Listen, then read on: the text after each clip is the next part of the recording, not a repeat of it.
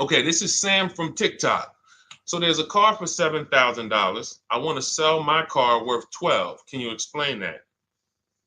Um, well, who are you selling your car to? It's if you say it's worth 12, then all right. We only get offers to find out what our car is worth. We don't use algorithm sites because that's worthless. An algorithm site is a site like Kelly's Blue Book. You punch in your year, make, model, and in 3 seconds it tells you your vehicle's worth $12,000. Right now, we have companies that bid against each other. And what you want to do is you want to go on your computer, go to CarMax.com, go to Driveway.com, go to Carvana.com, go to AutoNation.com, go to Kelly's Blue Book Instant Cash Offer.com, and go to Car Gurus. All of them will connect you to somebody or some major buyer who pays cash for cars immediately. Literally, quick inspection, drop your check, and you're on to you literally, it's that simple. We are no longer at the mercy of private owners who are going to come by and look at our car and no one buy it and talk us down. There are extremely competitive buyers in the market that I've been telling people about since 2021 when we were cashing out. I was big on telling you guys during 2021 to 2023, during that whole pandemic run, cash out now, because the values of those vehicles will never see them again. So there are some people who cashed out, but that was also the beginning of showing people that you can sell to what is called institutional car buyers. And that is what stopped people from trading their cars. There are people who have learned from me, and maybe other people have mentioned this, that will never trade a car again because you're not getting the money that it's worth. So you go to those 6 companies, Sam, it should take you no more than 20 minutes. They're going to give you their best cash offers. And then you can sell to them and you can go buy something else. But what I want you to get in the habit of doing, everybody, is separating your transactions. What does that mean? Who you sell your car to is different than who you buy a car from. And you need to maximize each transaction. And you're never going to do that mixing all your transactions together, which is what most people do. They go into a dealer and they say, hey, I want to buy a car from you, and I want to trade my car into you, and I need a loan. 3 transactions. We don't do that. We separate them and we bid each one out using online tools. And that's how we get the prices we get. And that's how we pay less than everyone else. Okay. So the biggest thing, first thing, is go to those 6 websites: CarMax, Driveway, Carvana, KBB, Instant Cash Offer, AutoNation. And all of you who want to find out what your car is really worth, you go to these 6 websites, get your 6 offers, and then you'll find out what your car is really worth. We do not depend on any dealer to tell us what our car is worth at all. Okay? Shoot the next question up, Dolan. And you guys can continue to type your questions. We're bringing them in from all platforms. This is Terrell Taylor. By the way, everything that I'm talking to you guys about is out of my new digital book. It's called Cars from Home, 7 Steps to Saving Time, Money, and Avoiding Dealerships. Some of you may have it. If you have it, shout out to those who have it, and shout out to those who've used it to actually pay less than everyone else. And make sure I want you to be like Tiffany. Send me your deals. Send me your deals. When you get your cars, I want you to actually send me the results. Look, this is, oh no, that's not Tiffany. That's someone else who used the book. Look, used the book, got $175 a month less than her first quotes before she used the book. So send me, but you can get a copy of this book immediately for 75% off. It's normally $97. Go to my TikTok bio. You won't leave the broadcast, and you can have the entire blueprint. If you don't want to try to remember everything I'll be teaching you over the next hour, you can have the blueprint. You won't pay the 75. You'll get the 75% off. And we also have a comment pinned in the comment section for you guys on YouTube and on Facebook, and on Instagram. You go to my bio. So anyway, go get it, because it's only for 30 minutes. After the timer goes off, it's $97. It's still worth every penny. You can Google it. 5-star book. You can see all the people who rated it, all the people who's using it. This isn't a test. to do, but I want you to get it at 75% off. It's better to pay $24 than $97. Okay, Terrell Taylor. So you said, Terrell Taylor on YouTube said, I have $35,000 to $40,000 to buy a truck with. Should I buy a used or a late model new, 2022 to 24? So whenever we're considering a late model used car, this is a model like Terrell said that is 1 to 2 years old. Let me tell you why I don't like shopping for those first. I like to shop for a new price first. Whenever you are buying 1 or 2 year old used vehicles, you have to realize something. How do dealers get used cars? Trade, or they get them off lease, they buy them. When you have not waited 3 years, you're not going to see a lot of used vehicles in that option because most people don't buy a vehicle and then trade it in 2 years. So you're not going to see a lot of 1 and 2 year old used vehicles. I don't like that because when there's not a lot of a vehicle, the people who have that vehicle get to set very high prices that we have nothing to compare it to. And that's a recipe for losing and overpaying. I've had people come to me who are looking like you, and what I say is, I say, okay, shop for a new one first. I'm gonna tell you why. When you shop for a new one first, you get to see what the market value is. So take Sean. I'm showing Sean. Some of you have seen Sean. He got an F-150 Lightning XLT, $73,000 vehicle. Using what we teach and getting bids from home, using the Cars from Home system, he saved $21,000 on a new one. That was his best offer. He got multiple offers because we always get at least 5. So his best offer, he saves $21,000. If he had gone to look for a 1 or 2 year old one of this, he would have never known that the new ones he can save $20,000 off of if he shops right.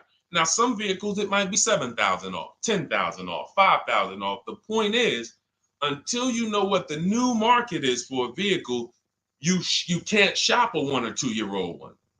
Because what happens if you shop a 1 year old version of what Sean got and he goes and he pays, he pays 65 for it because he thinks, or let's say 60. Let's say 60. A brand new one, 73. Someone else is charging 60. All right, it's 2 years old. Let me get that one. Not 15 grand off. Problem is, he just overpaid for a vehicle because he could have got a new one for less than he got that 1 or 2 year old one. That's why the recent shoppers, anytime you guys are shopping 1 or 2 year old, you have to shop new first to find out what the market is. Now, in my book, I have my strategies for shopping new online and shopping pre-owned. It's totally different. Pre-owned, you want to go to all the marketplaces. If a vehicle's not on a marketplace, y'all, don't shop. Don't look at it. What does that mean? You ever walk into a used car dealer and you see a used car, but there's no price on it? Type a $ if you've ever experienced this. If you've ever looked at a deal, you've been in a dealership, you see they have a used car, there's no price on it. Type a $ if you've experienced that. Okay, I see you, Terrell. Okay, perfect. I see you, Don Dickey. Okay, perfect. All right, we have enough people. All right, Makeover Forever Studios. I see you. Okay, Todd May, I see you. So this is a common thing. When you go and look at that vehicle, the most dangerous thing to do, I see you, Tony, is to negotiate on a car with no price because they can make the price up. When a car is on a marketplace like cars.com, carfax.com, carguru.com, carvana.com, carmax.com, these are all the marketplaces we shop for used cars at once. It's like a big round robin for us. This is how I want you to shop. Now you must be competitive or no one's coming. Now there's some people who try to pull a tactic. They'll list a car for 20. They have no intentions on selling it for 20. But they want you to come in and then they'll charge you more, fees, makeup fees and all of that stuff. That's why we always call beforehand. But we know the power is online. The competition is online. So when you're looking, Terrell, you're either deciding, all right, I'm either going to look for a new vehicle, find out what the market price is for the vehicle I'm looking for and how much I can save. What's my best offer? You need to get at least 5 offers. I'm telling you, it's going to be big differences. You have to prove this to yourself. Call around. If you want to do it manually, you don't have my book, do it manually, call around, speak to sales managers. You are going to see it's going to be a $5,000 to $10,000 difference minimum between all of these dealers' offers, minimum. And so then you want to look at the pre-owned options. Then you look at the pre-owned options. And the pre-owned options will tell you what the market is. And so this is only for you who are looking at recent model cars. If you're not looking at 1 or 2 year old pre-owned, this doesn't matter. But those people have a little bit more budget, and that's okay. That's okay. But when you have a little bit more budget where you can look at a 1 or 2 year old pre-owned car, that means you have a little bit more money to lose if you make a bad decision. So that's what you want to consider, Terrell. Shop for the new ones first, depending on what your budget is, and then look at the pre-owned market and say, all right, where's the pre-owned market? But that 1 or 2 year old, you're not going to have a lot. Until that 3 year cycle comes and dealers can start buying those vehicles back off lease, you're not going to see a lot of vehicles. That's why I don't play in that 1 or 2 year old zone. It's just a dangerous zone to play in. Dealers know, we're the only ones. Hey, we the only one that got this car within 50 miles. Let's charge this for it. And then they depend on someone who doesn't know the market to come in, pay for it, and you can literally overpay by 10, 20 grand and you won't realize it until, a couple years later. Okay, great question though. Great question, Terrell. Go ahead, shoot the next one up, Dolan. Type your questions, y'all. We're going to get through as many as we possibly can in an hour. I see a lot of questions coming in. Let me try to speed it up. All right, this is Abigail from Instagram. How do I shop for cars and take test drives without feeling like I'm wasting their time? I'm nervous. Okay, first thing to realize, Abigail, you're a very considerate person. God bless you for that. You're about to spend 5 figures on a vehicle. Some of you 6 figures. I love the courtesy, but we are the prize. When you're shopping the way I want you to shop, some of you, this is your first time here. You don't even know, hey, who is this guy talking? I spent 14 years in the car business. 5 years with Mercedes, 5 years General Motors. I've been helping people buy cars and get below market deals since 2019, education-wise. I love it, but you deserve the experience. If you were walking into the mall to spend 15 grand, let's just call it 15 grand. How would you want to be treated? Like royalty, right? Right? So, but I'm going to answer your question, but I need your mindset. A lot of what we're discussing is going to be the right mindset. You are the prize. That's why I don't want you going to dealers begging for discounts anymore. I want you sitting at home making dealers bid. This is how we do test drives on new cars and leases. New cars and leases. This is how we do test drives. I have it in my book because it's that serious. You're either going to have a great test drive or you're going to have a horrible test drive experience. We call and we ask the dealer, who's the most experienced person there? Who does everybody like? Who's the person that, has been there for a long time, just has a great reputation?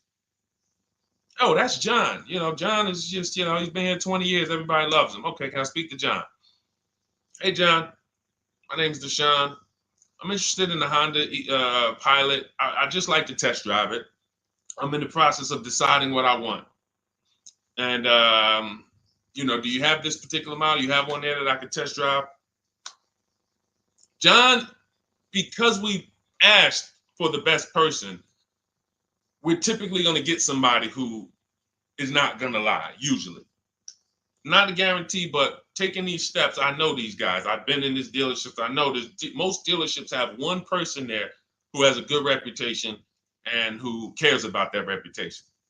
If you're enjoying this content, hit the like button, y'all. And Keith, y'all killing the likes on TikTok. Shout out to everybody who's hitting the likes on TikTok, to double tapping the screen.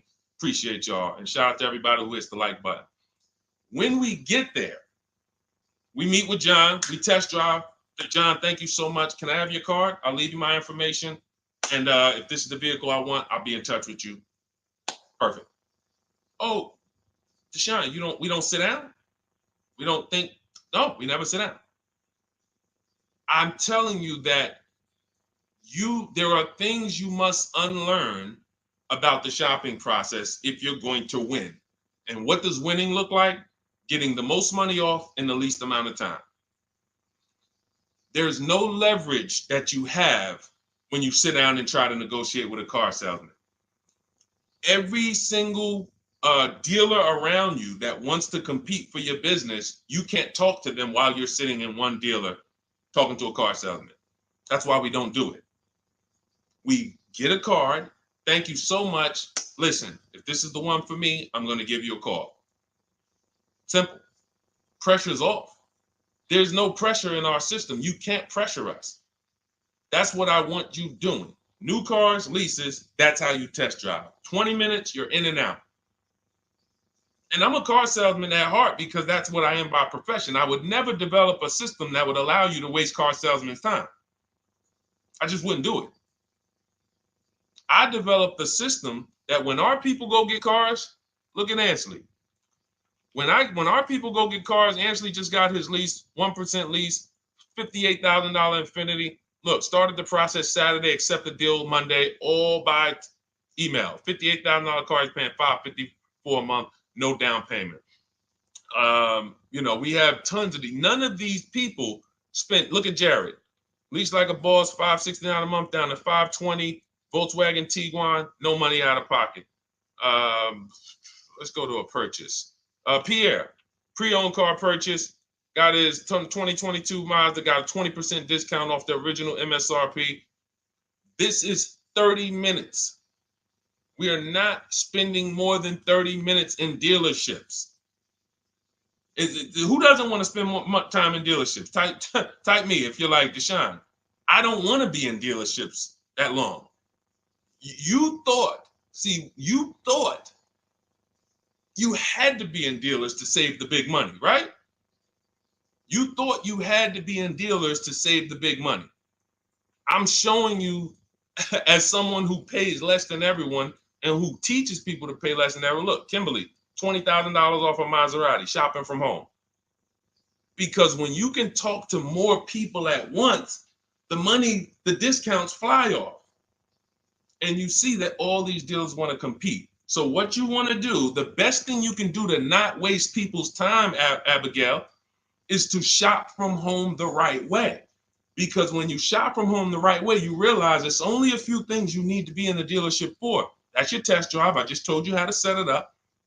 With used cars, we do it at the end. But we're only there for a second. In fact, when you go to pick up your car, they're going to tell you, thank you. This was one of the most easiest deals I ever made in my life. Because you came in, you emailed us, you knew what you wanted, you gave us the information we needed, we made you an offer, you knew what you were decisive. We have all these scripts. By the way, in my book, I have all the email scripts. You don't have to even think about what you're going to say. It's literally copy and paste, copy and paste, copy and paste, copy and paste when we're shopping for new cars and leases. With used cars, before I go to the next question, I want to hit on the used car process. Used cars, we must test drive at the end. We can't test drive used cars over here and then go and buy another used car over here. So what we do when we narrow our choices down on all these marketplaces to our top 5 favorite vehicles, we need to verify that there's no bogus fees. When I was shopping for my Infiniti truck, I narrowed it down to 4 vehicles. But I'm going to tell you something that's the most, who's bought a used car in their life? Type the letter U. I need you guys to program what I'm about to say into your brain cells for the rest of your life. Type the letter U if you bought a used car or if you plan on buying a used car one day. Type the letter U. All right, I see you, Michael. Don Dickey, okay. Terrell, I see you. Blizzy, Tony, okay. Lori, I see you. Victoria. Anybody who plans on this, let me tell you how. Okay, let me tell you how. All right. See, when I'm about to reveal big stuff, I got to kind of see how I want to say it. The marketplaces that we go to look at used cars on, They're never going to tell us what a great price is. And I'm going to tell you why. The only thing that matters, let's say we're looking at 4 white Honda Accords. 4, they're all white. These are the cars we want. We've narrowed it down. We're looking at 4. They all got similar miles, and they're asking price is $20,000. The marketplace is going to tell you what they think a good deal is based on algorithms. Based on all the vehicles listed on the market, this is a good deal. This is a bad deal. Here's what matters. How much was the original price of each vehicle? Why is this the only important thing? Because if we're looking at 4 white Honda Accords, but one of them was $35,000 when it was new, one of them was $39,000 when it was new, has a sport package, some special technology. One was $31,000 when it was new, one was $29,000 when it was new. What's the best value? What's the best value? You see how we clearly just went from, wow, all of these vehicles look the same, similar price, similar asking price. But once we found out, wait a minute, this one right here was $38,000 new. This one here has the cameras in it all around and the self-driving package, and it has the same asking price, or it's maybe $1,000 more. This is what I call the true value discount. The true value discount. And let me tell you why the marketplaces will never tell you this. Because if they advertise the true value discount, someone has to be at the bottom. In other words, when you're looking at Honda Accords, if you could go right to the true value, who's giving me the biggest discount off the original MSRP? That means the car at the bottom, they might be giving you no discount off the MSRP. We saw that during the pandemic. It was people selling, who remembers people selling Toyota Camrys, 3-year-old Toyota Camrys for the same price as they were when they were new? There was some deal, everyone wasn't. I know a couple dealers, I know a couple general managers who run dealerships who are ethical. And they said, look, I don't care what the market does. I can't sell a used vehicle for the same price it was when it was new. I'm not doing that. Because when that customer comes back in 3 years to deal with me, I'm going to have to help them again. And if I bury them in their car, then I'm not going to be able to help them. But there were plenty of people who was. The true value discount is all that matters, which means we have to know what the car was new. We have to find the Maroni label. We have to go on the Carfax. We have to go to where the window sticker is and get the original price. And then we'll clearly see, oh, that's the best used car. And no one else shops like that. No one else shops like that. If y'all get that, type dollar signs. If you get that, what I just said, type dollar signs. That is what is important, not what they tell you is a good deal. So going back to me, when I got my Infiniti truck, 4 vehicles, all in a similar price range, all white. They were between $1,800 difference from each other, similar miles. But once I found out that one was 46,000 new, one was 48,000 new, one was 52,000, and the one I ended up getting was 54,000. That separated it. The one that was 54,000 new, they were giving me a 42% discount asking price. These are things that help you cut through the mess, the smoke and mirrors of the car business. In order for you to win and pay less than everyone else, you have to cut through the smoke and mirrors. That's what I'm great at showing you because I was in the business. So these are the things that, again, if you say, Deshone, I need the whole blueprint. I need to give me the step-by-step. I'm leasing, used cars, high mileage, new cars. Give it to me step-by-step. That is my new digital book. It's called Cars from Home, 7 Steps to Saving Time, Money, and Avoiding Dealerships. It'll be in your inbox in literally 5 minutes, and you get yours for 75% off. Support yourself and support your family by getting your copy. Go to my YouTube comments. We have a link right there pinned for you guys. We have a link in the Facebook comments. Get your book for 75% off for the next 30 minutes. You'll see a timer on the page. Now, if you're on TikTok, click that picture of me and go to that link in my TikTok bio and click the one that says 75% off to activate the 75% off link. Get your book so that you never have to wonder about this. Now, we're going to continue, but I just know as we answer more questions, some of you are going to forget that. What we just went over in the last 10 minutes, this next question, you're going to forget all of that. All right? Now, Dennis Gamister from Instagram, on a lease agreement, does the deal use the MSRP or the discounted price? So when we're shopping for leases, this is what we do. We get all our offers this is how we construct our offers. If you've ever looked on these commercials and you saw, well, Deshone, when I look at leases, though, it seems like, one, they limit me on miles. And then I also see that they want a bunch of money up front. You are correct. But they only limit you on miles according to the miles you told them you were going to drive. They don't pick the miles for you. We select the miles. And what ends up happening is people will, because they typically don't know how to shop, they're negotiating. They'll say, all right, well, my payment's $400. That's my budget. I drive more than 10,000 miles a year, but I guess I'll just take the 10. Instead of paying $20 more to get 12, they'll take the 10, and then they'll say something like, if I go over, I'll just buy it. Horrible idea. Absolutely catastrophic idea. Or if I go over, they blame the lease. They literally will get the penalty, get the bill for the 6,000 extra miles that they used, and they're charging them 25 cents a mile now, and say, man, this is why I don't want to lease, because they limit me on my miles. No, they didn't.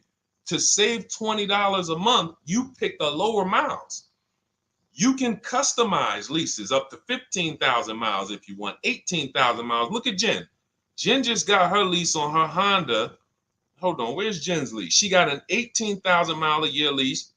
Now, the way we shop is 12,000 miles per year, only first month's payment due at signing, and we shop it taxes and fees in the payment. Jen, her best offer on her Honda CR-V hybrid, which is one of the most popular hybrid crossovers in the market, she got $512 a month, 12,000 miles. That's a 1.3 lease. We'll talk about the 1% rule for great lease deals and the 1.5% for overpaying. She gets 1.3. She bumps it up to 18,000 miles per year. But look how much more, y'all. $50. So for $50 more a month, she, instead of driving 12,000 miles, she gets to drive 18,000 miles. And she gets to drive as much as she needs to for $50. Versus her saying, you know, I'm going to take the 12 knowing I don't drive 12, and then I'm going to get penalties and, again, blame the lease. The lease is custom. And the first time I learned about high mileage leases was when I was working at Hyundai. I was a manager at Hyundai for a short period of time. It was a highway dealer. The guy ended up going to jail. It was typical, like, you know, I've worked in some dealers, some phenomenal dealers, but this one was like, if you ever could imagine the prototypical highway scam dealership, I mean, this was it. So I was only there for 6 weeks, but I was a manager, and what I saw was I was taking care of this guy's lease who was just finished with it. He had 72,000 miles on it, and I went out there and I said, wait, you leased this? 72,000 miles? He said, yeah, I always lease now. He said, I used to come in every time I bought a car, my negative equity was ridiculous, $15,000, $10,000. I had to keep writing these big checks. And I just said, you know, let me switch to leasing. A customer taught me about high mileage leasing. That's why when I say car salesmen aren't trained, they're not trained. We learn things by intuitiveness and curiosity, and you know, we're not trained on finance and insurance and leases versus buying, none of that. You know, so anyway, I said, wow. And so I looked at his payment. This guy is only paying like $175 more a month, not even, to drive 25,000 miles a year. So if a normal Hyundai lease was $299, he's paying $450, $475, and he's driving 25,000 miles a year. Boom, drops it off, Boom. No negative equity, none of the trash that most high mileage drivers are dealing with. So when we are shopping for a lease, we have to shop with our template. Whenever you're getting your lease quotes, it's 12,000 miles a year, first month's payment only due at signing, taxes and fees in the payment. Assume tier 1. That's what we blast out. In my book, I have something called the 25 to 5 strategy. We connect with 25 dealers online. You use my email scripts, copy and paste. We're going to get 5 offers. This will take you. You saw Ansley. He said, I started it Saturday. By Monday, I accepted a deal. This doesn't matter. This is a 24, 48-hour turnaround to start getting offers on these vehicles. Now, once we're looking at offers, we take the MSRP. We take the monthly payment. We divide it into the MSRP. So let's just say we're shopping for a vehicle. It's $40,000. One of our offers is $400 a month. $400 a month. No money due at signing, just $400. We drive off. We divide that into the MSRP, not the selling price, the MSRP. So now we divide that into 40,000. We can see and we multiply by 100. That's a 1% lease. The 1% lease rule has been around for the last 20, 30 years. If you could lease a vehicle and the offers is under 1% of the MSRP, it's a steal. Great value. Because a $40,000 vehicle with no money down to buy would cost probably $800 a month on a 5-year loan. So it's incredible value. It's a steal. You don't have to worry, am I overpaying? Nowhere near. You're still in the vehicle. And we have some people who shop from home using the car. If you're Deshone, do those deals really exist? If you're on YouTube or Facebook, you can see right now, look, Greg got a 1% lease on his Kia EV6 Win, $527 a month, $56,000 vehicle. Look, Zafrina, $579 a month, $65,000 vehicle. Ansley, you saw Ansley's Infinity. Rosalie's Infinity truck. Right here. Look, it's paying $592 a month, $59,000 vehicle. 1% lease deals are out here when you know how to shop. Now, that's a steal. That doesn't mean that's the best. That doesn't mean, if I can't get a 1% deal. In order to get a 1% deal, you have to not just shop. You need major support from the manufacturer. The lease program has to be good. The rebates have to be good. The residual value have to be good. The money factor, which is the interest rate, have to be good. There's a lease program that no dealer can control. So when we get these offers, that's how we're judging them. Divide the monthly payment into the MSRP. In my book, I have a calculator that I created where we put all our offers into it, and then it spits out what we call counter offers. So we get 5 offers, 7 offers. We put them all into this calculator I created. Again, this is the best $24. If you get there for $24 before that 30-minute timer and you get your copy, it'll be the best $24 you ever spent. I hold myself accountable to that. You can Google the book and read the reviews. There's software that we created that that's how you're judging your leases. You're looking and you're comparing to the 1% rule. Now, when you get to 1.5%, we can't make those deals. We're paying too much for a vehicle that we're giving back. We have to see, there was no indicator before I created the 1.5% rule. As much as I love educating people on leases, the only people who should be leasing is if you're not keeping your cars 8 years. All of you long-term people who you keep your cars more than 8 years, don't think about leasing at all. You should be shopping for below market purchases. But if you're not keeping your cars 8 years, you're losing thousands of dollars not leasing cars. Depreciation is where you lose. Resale value is where you lose. So the 1% rule is what our anchor is, but 1.2 is great value. 1.3, great value. 1.4, good value. 1.5, good value. Anything over 1.5, now we're paying too much for a vehicle that we're giving back. So that's how we're judging. That's how we're judging and comparing our lease offers. And with the calculators that are in my book, you can literally do this in seconds. This stuff, these mathematical things that used to be complex, even hard for me to explain, when you're using the stuff in my book and you're seeing, wait, There's calculators I can do this. Boom, boom. Why don't these calculators exist on Google? Because anything that makes dealers compete, they're not going to make for you. They'll make stuff for you that allows you to see more and do this and make it easier and faster and connect to get a loan quick. But competition, any tools that create competition, they're not going to make those for you, because that's where the real money comes off when you make dealers compete.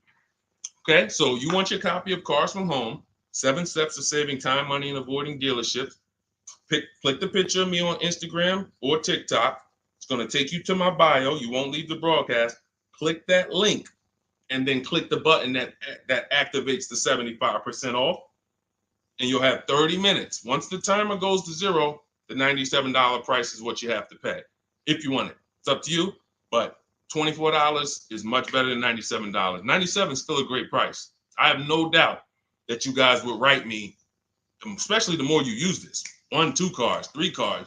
You get 1 lease this year, a used car next year, a new car in about 4 years, and Deshone, what about when websites change? What about, this is an online system. Websites go out of business. Vroom went out of business. They were in my book. We used to get bids from them to sell cars to them. When we were shopping for used cars, they were in my multiple marketplace strategy. They went out of business. I went right into the master file, updated the 9,000 people that had a book. It was probably like 2,000, 3,000 at that particular time. And the next time people opened the book file, there was no room. That's why the book is digital. That's one of the reasons. You'll see the other reasons is I have scripts that I link you to. I have PDFs I link you to. Videos I link you to. I couldn't do this with a real physical book. So again, in the YouTube comments, in the Facebook comments, we have a link for you guys to get your book at 75% off for 30 minutes and use it. All right, Dolan, shoot the next one in, brother. Let's go. How old of a used car should a person buy? That's based on budget. I like to start with, when we open those marketplaces, Tony, you want to start with the most recent cars.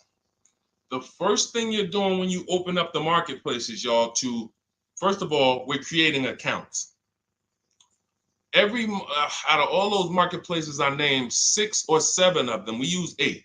We use eBay Motors, we use Carfax.com, we use Cars.com, Autotrader.com, CarGurus.com, Carvana, CarMax, Driveway, and that's 8. 7 of those, or 6, allow us to create an account. Why is it important to create an account? So that every single new car that matches our criteria, as soon as it's listed, we get a notification.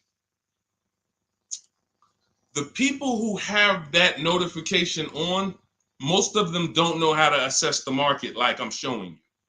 So even if they get a notification that the car was just posted, they're not going to have the information to take advantage of it. They're going to hesitate.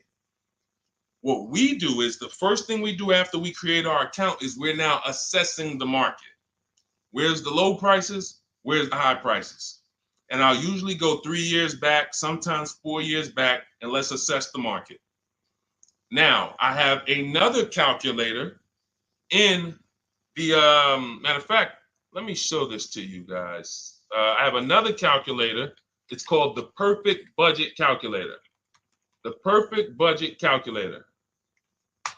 What this does, you guys can't see this on YouTube, but you can see it on you can't see this on TikTok.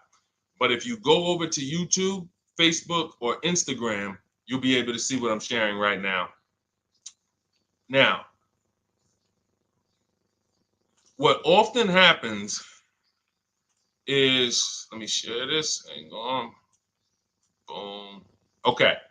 So now what often happens is, a lot of you will say, I could put down $2,000, but, if I don't have to, then I won't. Or, if you get a car and you pay $15,000, if you pay $500 a month for 5 years, that's a lower price you paid than paying $500 a month for 6 years. So ways to manipulate our budget is to shop within our budget for a shorter loan. This is all stuff where I said, okay, people don't know they need to be doing this. So let's make a tool that does it for them. And this is, you get access to this when you get your copy of Cars from Home, my book. So let's say we do something called an equity assessment. Everybody who has a car, remember I was mentioning a little while ago, we go to these websites, Driveway, Room, or all these, and we find out what our car is worth. Let's say you're like, man, okay, if I sell my car to CarMax, I'm actually going to have $3,200 of equity. All right, so when I sell, I'm going to put that into my budget. All right, now max, my down payment, max I could comfortably do is $1,500.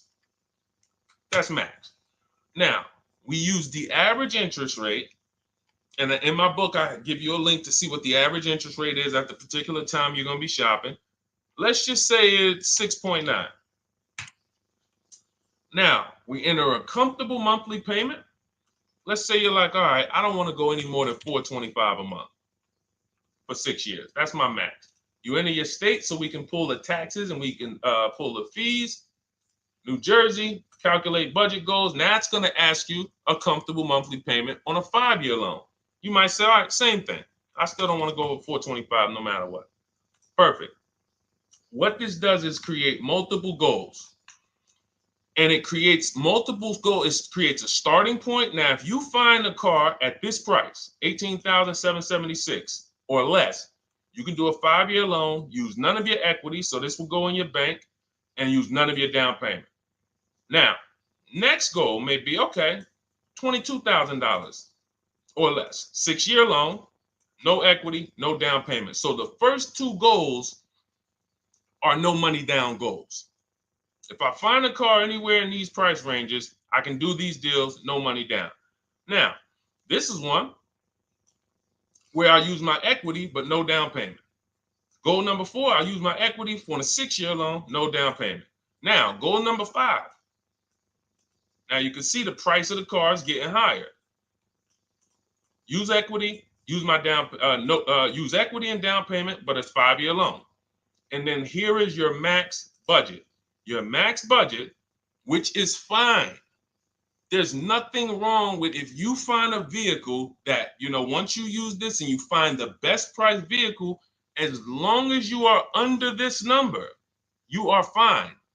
The problem is when you go over that number. The problem is when you go over budget. All of these goals are your budget. So when I got my Infinity truck, I got my goal out. It was my fourth goal. Now, this is how you make sure when you go out to shop, and look at the top. What does it say? You select your state determines the sales tax, will factor it in, give you precise figures. Now, you'll notice, what about the fees, Deshone? Don't all these cars charge fees? We've already factored in the taxes, and we've added $1,000 for fees. What is $1,000? The documentation fee and the motor vehicle fees. It's all in there. So you can go out and know that's my max budget. I cannot buy a vehicle, make a deal on a vehicle where my purchase price is more than $26,729. That's the perfect budget calculator. So there are certain things that I had to create. No one does them. Everything that I was referring you guys to, all the websites, I was doing this, and there was some things where I couldn't refer you to anything because it doesn't exist. We had to build it. So this is how we make sure we are shopping, whether it be for new cars, used cars, below our budget. And that's not how you make, but here's the thing. I need you, before we go to the next question, I need you to understand something. That doesn't make sure you pay below market price. You have to combine this with getting bids, because you can be within your budget and pay over market value. There's 3 types of prices you can pay for a car, whether it's a new car, used car, or lease. Did you pay market value? That's what everyone's paying. Average. Did you pay over market value? Our only deals we make are below market value. And the way that happens is through bidding and creating a marketplace around you where all these people are competing for your business. That is how you combine that with the budget. This will keep you below your budget, but it does not guarantee. If I gave this to you, all of you would be like, this is great. I'm never going to go over my budget again. But it does not, until you combine that with getting bids for whatever you're looking for, you still run the risk of overpaying, even if you're under budget. Okay? Clear? Type $ if you're all clear before we move to the next question. And there's no way for us to do this manually. If there was a way that you could do this manually, trust me, I would have told y'all to saw me make a video about it all day on my social media. There was just no way. We had to build software. And you know, in my book, you guys will have access to at least 5 calculators for counter offers for new cars, true value discounts when you put the new price you put the original new price of the used car deal, whatever used car you're buying, you put the new car price in, and then you put in the asking price, and it tells you the true value discount, perfect budget calculator. We have at least 5 softwares that I've custom built, and you know, to make sure you guys get great value. So again, you know, I didn't want to be the person who said, you know, you guys know, there's plenty of people who be like, man, the value I'm giving you guys, I'm gonna charge $2.99 for the book, whatever. The people who pay, they'll save the money. And the people who pay, there'll be some people, because some people are gonna pay, they just see value. Poor people look at cost. Wealthy people look at value. People who are into financial literacy they don't ask themselves, how much does that cost? They ask themselves, what's the value I'm getting from that? And I could have said, well, you know what? I'm going to help you pay less than everyone on new cars, used cars, leases. We'll do $200, $300 for the book. And I only want to sell it to 1% or 5% of the pie. But at the end of the day, my mission is to help as many people want to be helped. And so that's why I said, okay, $97. But even our welcome offer, you got a chance to get it for $24 if you get there before the 30 minutes is up. Okay? YouTube link, get your copy. And make sure you save the support email, guys. If you see it scrolling across the screen. If, for instance, you don't get your book in 5-10 minutes, it's usually because you typed your email wrong. Reach out to my support team. They'll get you the book immediately. And soon as you pay, go to TikTok. Look, y'all see the links. Go to my bio on YouTube and Instagram. Get your copy. And as soon as you pay your $24, there's going to be a page that says screenshot this page. Right on that page, you can access your book. I want you to have the book immediately, but I also, in case you know, some of you type wrong, big thing, you know, we fat finger stuff. I want you to have the support email so that you can reach out to my team so we can make sure that book is in your inbox so you can use it and start saving money and building confidence. Okay, Dolan, next question, man. Let's keep it rolling. Okay, there's something about Mary on Instagram. I bought a car as is, and in less than a month, motor lock, can I sue for selling me a lemon? I'm not a lemon law attorney, but that is not what a lemon law case is based off of, in my understanding. Lemon law case is based on you buying a vehicle and the same thing continuing to go wrong at least 3 times. You know, that's a general overview of, you know, what the lemon law process is. And if y'all are enjoying the broadcast on TikTok, can y'all just double tap the screen and keep running those likes up? Every time y'all do that, y'all help TikTok bring more people here, and I appreciate it. If you're going to spend some time with us and, you know, every time just you hear something you like and you're like, man, we got to share this. Oh, and shout out to Madhu for sharing. Here's the thing. I made a video about this the other day because a friend of mine got a used vehicle and the transmission went out on him in about a month. So it wasn't the engine. But when you buy a vehicle as is, it's very tough for you to have any recourse, anything that you can do, because you're signing a contract that specifically says as is. It's very tough. What I would do if I was you, because the damage is done. I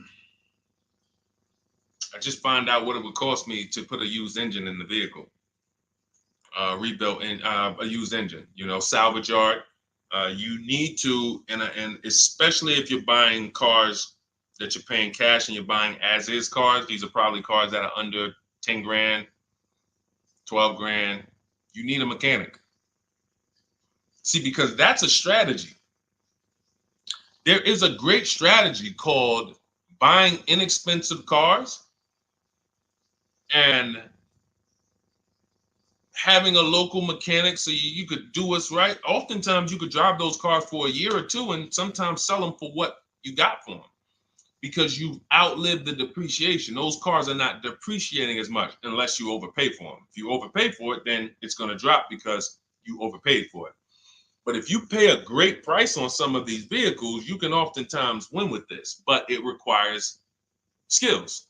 One of the skills is, how do I avoid engine issues, transmission issues? So a couple things for those of you who may be going this route, you need to narrow your search down thoroughly based on title history, service records, accident history.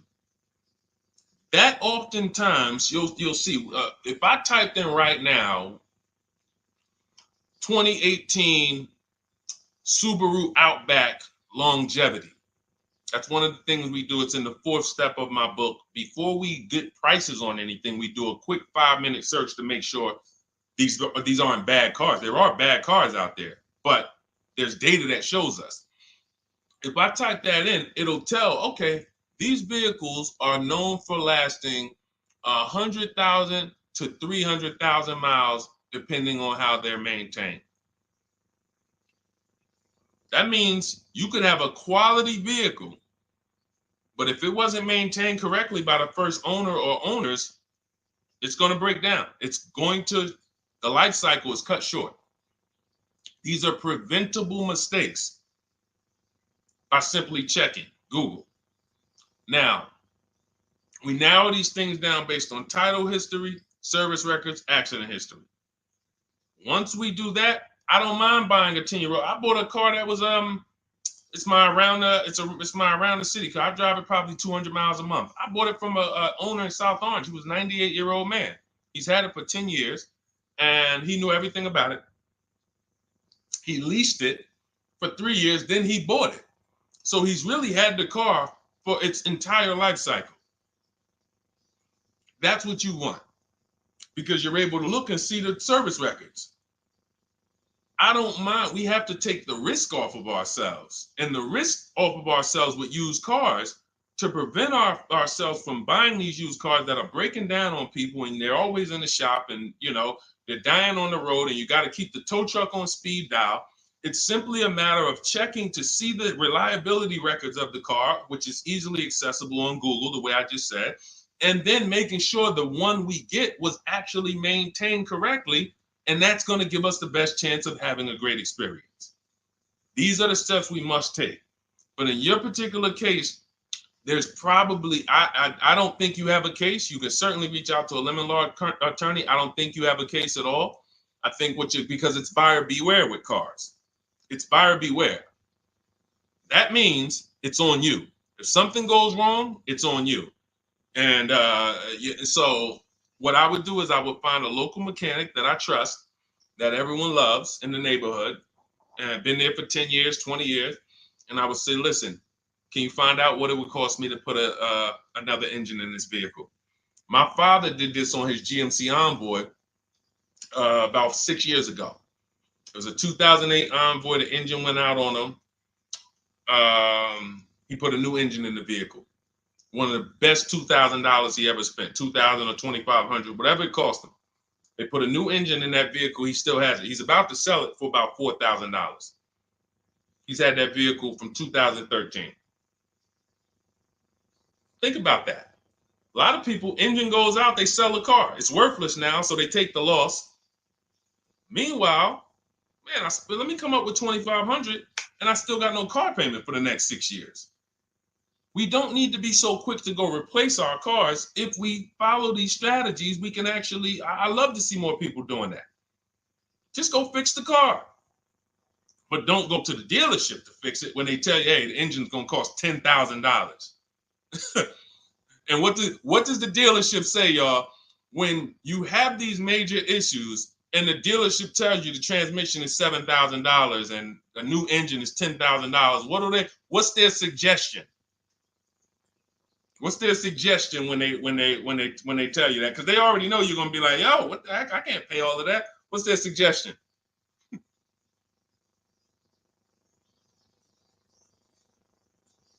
Let's see, let me give y'all some time to type. I just want y'all to know, like, this is how the system works. So I know somebody, look, thank you, Jay June. Trade it in. Thank you. You see how we can, oh, look, NY Anderson, buy a new one. So what they do is, exactly, Victoria, they're going to suggest a new vehicle. So if we know, now watch this, as your vehicle is worthless, you don't have any opportunity to put it on a competitive market to see, well, how much would somebody pay for that? They've already assessed the value and they want to structure your deal, have you take that major loss for that engine. They're going to put the engine in for a lot less than that and they're going to resell it. And now they sold you another car. When you could have just literally went to a mechanic, got a rebuilt or got a used engine, put in that vehicle, cost you $2,500, maybe $2,000. And literally you're on the road for another couple years with no car payment, keeping money in your household versus now I'm in another $400 a month payment. Okay? This is what it's about. And if you're like Deshone, well, I don't want to keep a car that long. We talked about you earlier. You shouldn't be buying cars. Because the keepers on here who keep cars 8 years, 10 years, who has a car they've had in their driveway for more than 8 years? Type the number of years. I want to explain something we're going to help a couple people learn a lesson here about themselves, because they're going to be like, they're going to realize they're not keepers. Look, look, we need to show people, because some people think, oh, I keep my cars a long time. I keep them about 6-7 years. We need to show that that's not a long time in the world of cars and depreciation. So Michael, 15 years. Michael got a car that he's had for 15 years. Let's go. Type the number of years you've had it if it's more than 8. Look, Vancia, 11 years. Let's see. See, a lot of people don't keep their cars. Look, NY Anderson said, I drove my last car 14 years. All right, Connie, 15 years. She has a 2004 Chevrolet. Tony on Facebook, 2006. Now, watch this, y'all. If you ask me, Deshone, what's the way to get the most money out of a vehicle? It's to do what they're doing. Tanaya, 9 years. No, Renata, not less than 8. Not less than 8. We're trying to put you into a different cat. We're trying to help you see the category you should be in. Look, 9 years. Donna, 15 years. What's so important for y'all to see about these people is that they have beat depreciation. And that means whatever their vehicles are worth today, a year from now, they're going to be worth about the same. If their vehicles are worth $4,000 today, a year from now, they'll be able to still sell it for about $4,000. But the thing is, they're trying to get the most money out of it because the cost of replacement is expensive compared to what they're doing. No matter how much they got to pay to keep those vehicles on the road every year, a little couple $100, maintenance, whatever, it's nothing compared to going and getting a new car and bringing hundreds of dollars a month or thousands of dollars in the form of cash out of our household. And everyone's not going to do that. And that's okay. You should not be buying cars. You should be shopping for below market leases. Because again, there's 2 ways to save money. Do what the keepers do. You just saw all the keepers. We shouted out all of them. And the other way is to go in and not tie money up in the vehicles in the first place. When you look at somebody like Danielle, she's driving a $44,000 Audi, 2024 Audi A3. That vehicle is $800 a month to buy, no money down. $800 a month for 5 years, maybe $700 a month for 6 years. She's paying $550 a month.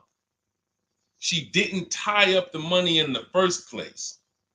That's the name of the game with leasing. Bonita on her Telluride. This is also to show you it doesn't matter what the market does. The market could be up or down. We're going to pay less than everyone. This is Bonita. She got a Kia Telluride during the pandemic when everybody was paying ridiculous prices. That's why I show her 2022. Look at the date. She said, I'm driving my dream vehicle, $600 a month. People were leasing. And I know if somebody watching this and they're like, if you leased a Kia Telluride during the pandemic, you are not paying what she's paying with no money down. I know it. I know it. People were DMing me, Deshone, I want a Telluride. They want $900 a month for them. I know people weren't paying $600 a month, but she came in, used our bidding system, used the same strategies you're going to have access to in my digital book. She got $600 a month from home without being in a dealership. Her dream vehicle. This is how you win. You're either going to not tie up your money in vehicles, you're going to drive new vehicles that don't have problems because they're always under warranty and you're paying cents on the dollar compared to people purchasing, or you're going to be a keeper like Michael and like Donna and like the people who said, okay, I'm keeping my vehicle this long. That's why in my book, it's 7 steps. But the first step is to ask yourself how many years you're keeping your next vehicle. That is the first question I would ask you if you and I were shopping together. My first question to you would be, Michael, how many years you want to keep the next vehicle? 8 or more or less than that? If you said to me, Deshone, I'm going to keep it at least 8. All right, let's go for the purchase. New or used, depending on budget, but we're purchasing. We need to find a below market purchase. If you said, Deshone, I'm 6 years max. I can't see myself keeping a car more than 6 years. All right, we're going to shop for a below market lease. Because the money you're going to spend in a below market lease, when you get these below market lease deals, not commercial leases, not what you see on advertisements. Those are ridiculous prices. We don't pay those prices. None of these people that you see, Greg, Charles on his Palisade, none of these are advertisements. They're thousands less. But when you're putting money in the cars and you're driving brand new cars, this is how it was for me when I was 22. This started for me at 22. I was working for Pontiac and I leased a brand new Pontiac G6. It was $256 a month. $256 a month. It was like a $21,000 vehicle. Same time, I had a friend of mine. She got a I don't want to say it because she might be watching this, and this is no shot at her. I didn't understand enough to teach her back then because I was new in the business. She went and she bought, let's call it a Honda Civic. Now my car was bigger because the G6 was a mid-sized vehicle. The Honda Civic is a compact vehicle, but she bought it. $20,000 vehicle, 22, whatever it was at the time, paying almost $500 a month. Like that's a $500 payment. That's what it is. So my young household, I got a newborn daughter. I got a new car I'm paying $256 a month for. Same time, it's got families around me. They're in their 20s, but they're paying $500 a month. This is what showed me, wait, something's going on. And I never stopped. I bought a used car at that time, but since I've had 4 Infiniti leases, I've had a Jeep Grand Cherokee lease, and people always think, gee, you must be paying ridiculous money. I see you get new cars every 3 years, but they don't. I'm driving $40,000 cars, $45,000 vehicles. I never paid over $400 a month. Not one of my lease payments was ever. I remember I got this Jeep Grand Cherokee, and it was a $35,000 Jeep Grand Cherokee Laredo, 2018. When I got my offers, the best offer was $330 a month. 12,000 miles per year. And that's what I was driving. If I was driving 15, I would have bumped it up to 15,000 miles per year. I got $330 a month. I went in there and I gave them $330 for that Jeep Grand Cherokee and I drove off. $35,000 vehicle. This is what I'm telling you guys. This is what is called deal structure.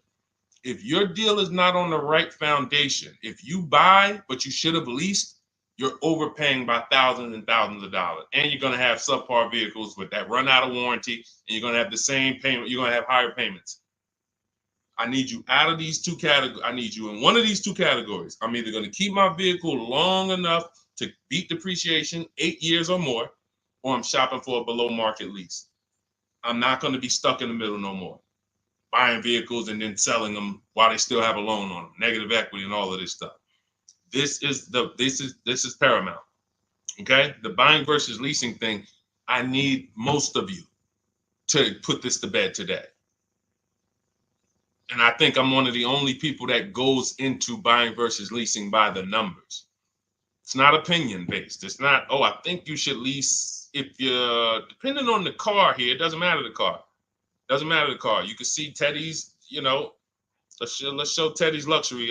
Teddy got a BMW. Doesn't matter. He wasn't going to keep it 10 years.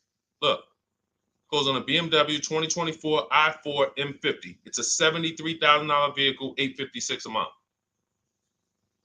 $856 a month. Look, he said the dealer's initial offer came in at $937 using the counter offer calculator. Using the counter offer calculator, he counted at $829, $856. If you just jumped on the broadcast, I showed you some of the calculators that I created that are in this book. In my book, there's a reason it's 5-star rated. There's a reason people that you can go read what your peers say about that book. Get your copy for 75% off. It's in my TikTok bio. Click that picture of me. Click the link. Same thing on Instagram. Go to my bio. Click the link, and you'll see a button that activates a 75% off book. And if you're on YouTube or Facebook, it's in the comments section. 30 minutes only. Get your book so you can have access to all of this. Unless you just have an incredible memory and you can remember everything we talked about over the stream, but none of you can. I know none of you can. That's why, I couldn't even do it. It's just too much. We're talking about used car strategies, new car strategies, lease strategies. You guys, you're not gonna remember all of that. But anyway, let's go. All right, I think we got time for a few more. Go ahead, Dolan, keep it rolling. Make sure you guys screenshot the support page. As soon as you pay for your book, the book is on the thank you page. Remember that. I don't want you, I send you the book 2 ways. As soon as you pay, it says access your link below, open it. You can click it and save it right to your phone or computer right then and there. If you do not save it right then and there, make sure you screenshot the support page or use the support email that's scrolling through the screen. This is not for questions. Do not send me general car questions here. I don't answer questions by email. That is strictly for those of you who have your book and you're like, or you paid for the book and you're like, okay, where is it? It's usually because the email was wrong. That's okay. Hit that support email so that my team could send you the link out so that you can have your book today and start digging into it and using it. Even if you're not shopping right now, you can still map a plan out. Go ahead, Dolan, shoot the next question up.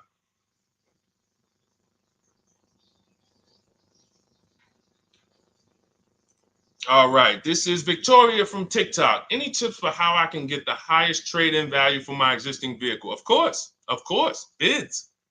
Bids. First of all, you just said a curse word. You may not know, but we don't use that T word here because you're never going to get anything. You're not going to get a max value for anything trading. We are fortunate that we have the opportunity to get bids from cash buyers in the market. And I'm not talking about cash buyers like Facebook Marketplace where a person, it's one of your neighbors from your town coming to look at your car. I'm talking about institutional cash buyers. People who cut a check instantly and, they do an inspection. That Jeep Grand Cherokee I sold to CarMax, they were the highest bidder 3 years ago during the pandemic. I'm not going to tell you what I made because those values don't exist anymore. So it just doesn't even make sense. But, those of you who were watching my videos earlier 3 years ago or using my tips, you guys cashed out and made ridiculous money. When corporations were trying to make money on people, we made money too. But CarMax won the bid. I went down there. They did an inspection on the vehicle. They came back. Accounting department came, cut me a check. I walked away with a check. That's it. You don't want to trade. You want to sell.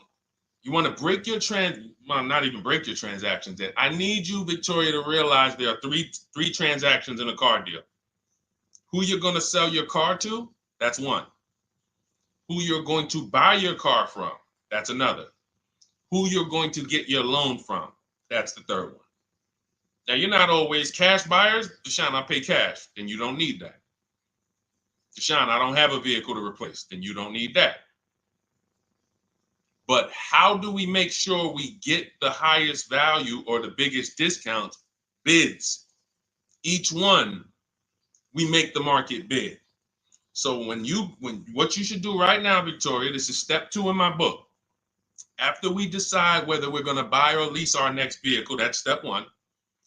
Then we move to what is called the equity assessment. We need to find out, do we have equity or negative equity? Equity assessment. We call our bank. If we have a loan, we find out what our payoff is. Then we're going to go to carmax.com. I'm going to give you the 6 companies. This is the equity assessment process. We do this for leases too. I don't know if we have time to go into that, but I'm sure there's people on here who didn't know you could sell a lease. Type a question mark if you didn't know. Deshone, what do you mean selling leases? I never heard of that before. Type a question mark if you didn't know you could sell leases. We have an equity assessment process for that too. But what you would do is you go to CarMax, Driveway, Carvana, Kelly's Blue Book Instant Cash Offer. This takes 20 minutes. Auto Nation, Sell My Car, and Car Gurus, Sell My Car. Car Gurus, Auto Nation, Kelly's Blue Book Instant Cash Offer, Driveway, Carvana, CarMax. 6 offers in 20 minutes. That's bids. See, everything we do is a bid. That's how we have peace of mind. We don't negotiate. We make people negotiate with each other. There's 2 schools of thought. I want to remodel my kitchen. I want to remodel my whole kitchen. I go in and I have 5 people come out to give me a quote. One of them comes in and I start negotiating with them. Hey, you got to take less. Yeah, you got to take less. You got to take less. I don't know if it's a good price or not. But when I come in, the first person comes in, I say, hey, okay, great. Is this your best offer? I'm having a couple other people come by. Oh, okay. Okay, thanks a lot. Next offer. Oh, next offer. Oh, well, listen, look, I could beat that. Oh, I'll give you another 5,000 off. They're competing against each other. When someone knows you are shopping their competition, you're making them compete with each other. They're negotiating with each other, not with you. That's a bar. Type of exclamation point if you got that. When people know you're making them compete with their competition, they're negotiating with their competition, not with you. That's the power of bidding. That's why we got grandmothers and single mothers that can come in and do this. That's why we got people who can come in and do this. You know, how are people getting these prices? Not negotiating, because they're making people negotiate with each other to earn their business. They're making banks negotiate with each other to earn their business. It's a beautiful thing. Banks and dealerships depend on you not making them compete. They want to negotiate with you and try to make you imagine and make you think, well, that's the bottom. That's the bottom. And you think that's the bottom, but that's only their bottom. Their competition's bottom is different. Their competition's best interest rate is different. Their competition's best discount is different. And why is what we do so easy? Because we're right here in our houses. That's why our entire system, our company, my book, our mindset is called Cars from Home. Cars from Home. It encompasses everything we do. Cars from Home. So that's what you do, Victoria. First thing you do is you go to those 6 websites, get your 6 cash offers, and that's going to be higher than any dealer you would ever consider trading the car to. Guaranteed. And this also allows us to eliminate the fake emails we get. All of this stuff is computer generated. I know you guys get these emails. Hey, Deuce, great news. We need your 2016 Kia Optima. We have a customer looking for it. We'll pay you $2,000 over MSRP. Who's gotten those emails? We'll pay you $2,000 over Kelly's Blue Book. Who's gotten those emails? Deuce, the list is CarMax, Carvana, KBB Instant Cash Offer, Driveway, Auto Nation, and Car Gurus. Car Gurus. That's step 2 in my book, the equity assessment process. This is stuff we do before we start shopping. Decide whether we buy or lease is step 1. That's going to put our deal on the right foundation. Step 2 is the equity assessment. Everything we do is a path. It's a clear, easy path. Okay, so yeah, I forgot the question that I just asked, but let's go. I could already tell. See, I could tell when I'm winding down because y'all could tell stuff will start blurring to me. That's why I'm like, see, and if that happens to me, I know it happens to you. Like that's why I'm like, listen, grab your copy of Cars from Home. It's a digital book. You'll have it in your inbox in minutes. It has it's continued updates. I probably updated that book 5 times since we originally launched it. Added calculators to it. Those weren't in it originally. I've added the calculators. I'm committed to making stuff better without being like imagine this. Oh, well, you bought volume 1 of Cars from Home, but I just put a new tool in, guys. Now you're going to get volume 2. And now every time a website changes, you got to get volume 2 and volume 3. And 5 years from now, you're getting volume 9 each time. It's like, no, literally one-time cost. And I can't tell you if that'll be around forever. I can't tell you that. I can't tell you 3 years from now, I'm going to be giving free updates of the book. I don't know. But I know today, that's what it is. Everyone who gets their book, you get free updates as I update the book. Because there's value in that. There's value. I could send an email out to people every 3 years and ask them, hey, did you enjoy the book? They're going to say, hey, yeah. Well, here's the thing. My new version is this. There's value in that. It could just be $24. They're already a believer. Someone who used the book's already a believer. So they'd be like, yo, the new version, oh, I'm about to shop again. $24. I'll pay it again. It's the best money I ever spent. But for now, I'm not doing that. Those of you who have the book, you will get free updates, and we'll keep you on the list to make sure you always get free updates of the book. So your link for 75% off is in the YouTube comments. It's only good for 30 minutes. It's in the Facebook comments, and it's in my Instagram and TikTok bios. Click those links in my bio. Click the button that says 75% off my new book. Get there before the $97, before it goes back up to $97. And make sure you save the support email, guys. Screenshot the support email. It's scrolling across the bottom of the screen. If that book is not in your inbox in 5 minutes, I want you to email my support team. Make sure you check your spam. And I also want you to, as soon as you purchase, you'll see, I say, hey, access your book below. So there's a link where you can click, open it up, get your book immediately if you want to download it, but I also email you a copy. But make sure you save the support email just in case. And again, that email is not for questions. Okay, it's not for car shopping questions, nothing like that. That's only to make sure you get your book. Okay, so great. Listen, great job. We've been on here about 1 hour and 20 minutes. Great questions. You guys know I like to go into detail in these questions. I would love to be able to get through 100 questions in 1.5 hours, but that's just not the way it works. We're not talking about buying, $100 items here. If we were talking about house buying, we'd have to go into detail. These are major items. This is the most expensive item y'all are going to buy behind your house. Think about that. And think about how many people are there to protect you when you buy a house. Think about how many people have licenses. See how that question got asked earlier? Can they sue if it was a house and they did you wrong? Sure. You can go before the real estate commission. People can lose their license. People can lose their ability to practice real estate. If they did something unethical, you can bring them before a court and a judge, and you can have recourse. You can get, justice. Cars, you got nobody. No one's licensed. The person who's helping you buy your car that you're sitting there negotiating with, which I want you to stop, they might have just got that job. And they didn't get that job because they're a finance expert and they're someone who understands how to help you, because they're not going to ever make you compete against. They're never going to put you in a position where you can make them compete. They'll say, hey, let's negotiate.